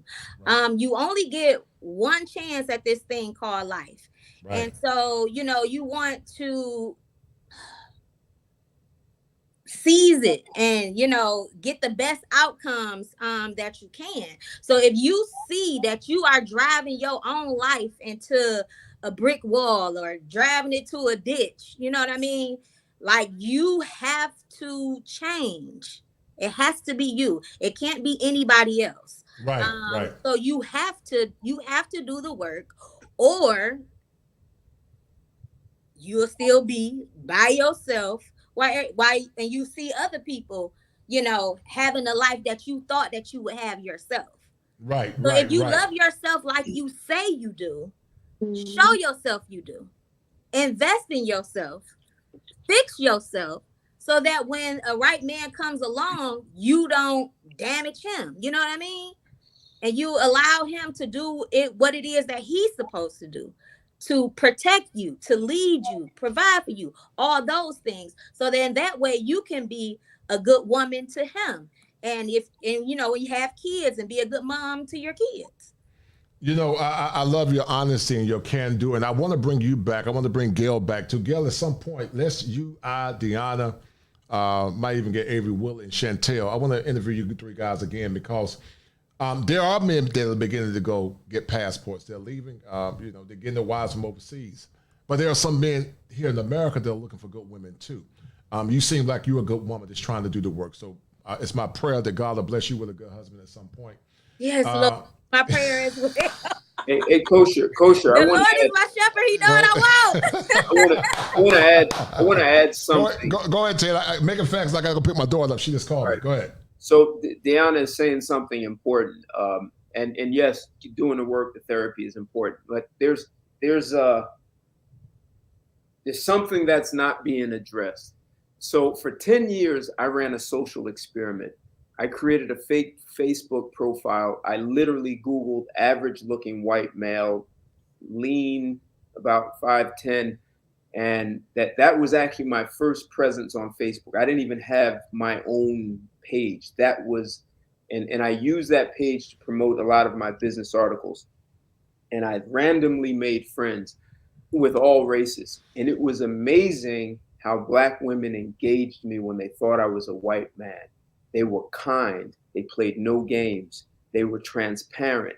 They just talked to me normal. They kept saying, I love your mind. You're very intelligent. They would have civil conversations with me about my articles, even if they didn't disagree. It wasn't like I'm going to challenge you and I'm going to compete. It was all civil, kindness, feminine, and it was mind-blowing. And I did it for 10 years. And it was very interesting to see how Black women didn't have to do the work, that somehow they knew how to engage me when they thought I was white. That's something to think about. But guys, I love you guys. Gail, thank you, dear, for coming on. Ted, this has been an awesome show. I get long, but it gets so good. I never thought that Gail would have came up in a million years, but true to form, Gail came through. Gail, when is your birthday, dear? June 28th. Oh, you're a Gemini, right? Cancer. Oh, you're a good woman then. You're a nurturer. You're a nurturer. But them cancers will kill you quick if you mess with them, man. They're real nice. They'll treat you well, but you mess with their emotions, man. They'll show you another side, but they'll kill you quick, man. Ted, thank you for coming on, man. And Deanna, listen, let's do a show at some point. So I'll be reaching out to you soon. I want to do a special show with you, Gail, and also a couple of other sisters. And then I want the men to come on and ask you ladies questions because you ready to get your husband at some point. And some men have checked out, Deanna. They say, some men are actually scared because they think the women are fake. They don't trust them, but maybe you can help satiate that. Right. I understand their apprehension. When you just, when you keep trying and then you keep getting the same results, you can just kind of like give up. So I can understand the apprehension from some men who have kind of like given up and things like that. All I can say is I'm just gonna be me. The truth is what I speak. It is what it is. Like, I really am being better, doing better. I really want a Black man, a husband, and things of that nature. So I'm not gonna get with someone and then flip the script and all of that. No, like I said, I've been through so much in my life. I just don't have the time for that. I don't know if I may have more years behind me than in front of me. So I'm just trying to make the rest of my years the best of my years. Yeah, I totally agree with you, dear. You are 1,000% correct. And tomorrow's not promised to no man. I've lost classmates. I lost my sister this year. You got to live life with intention and not let life get the best of you. Gail Nelson, thank you, dear. I really appreciate it, guys. And, inflation, guys, is at an all-time high. So I need you guys to do me a favor. The robot just sent me a text a minute ago, and he said, get them damn likes up. So hold tight, get the likes up.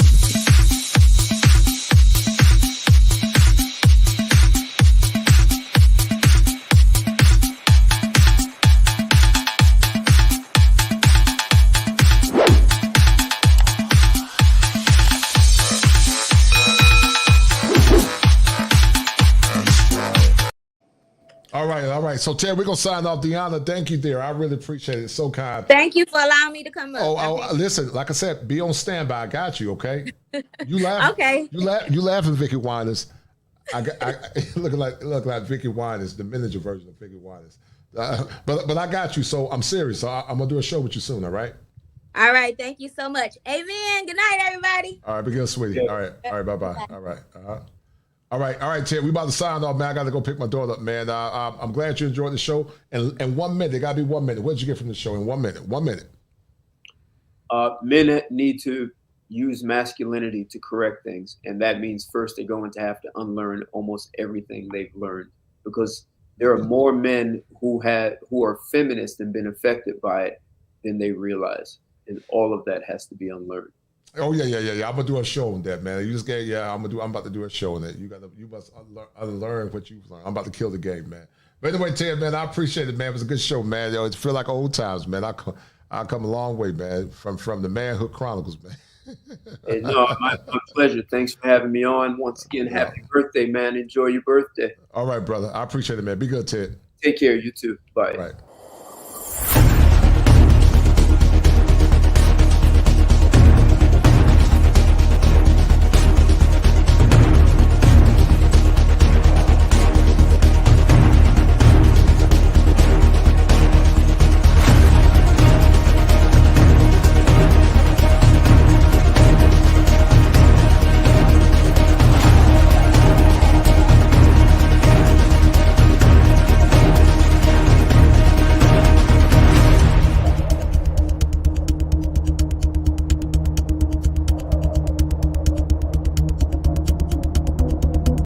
pain.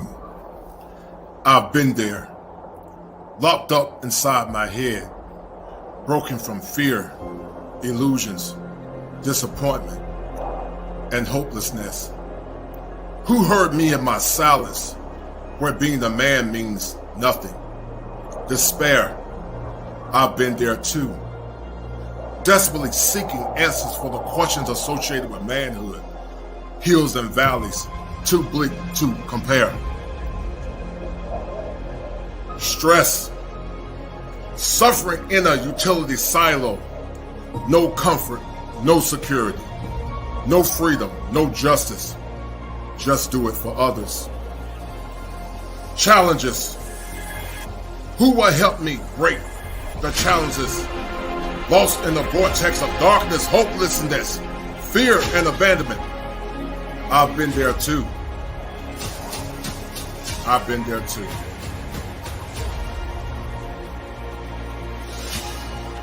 Take the next step to your destiny. Join me in this fight. Walk forward. Deep breaths. Head held high, men. Come join me, men, in the winds of time.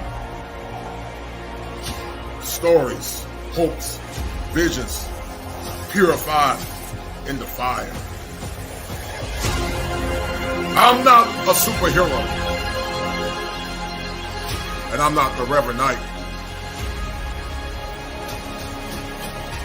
I'm here to help you. Join me, men, in this fight.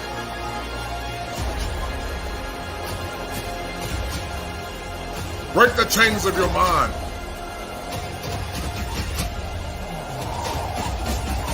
Let's do it now. For now is all we have. Fire! The kosher clinician.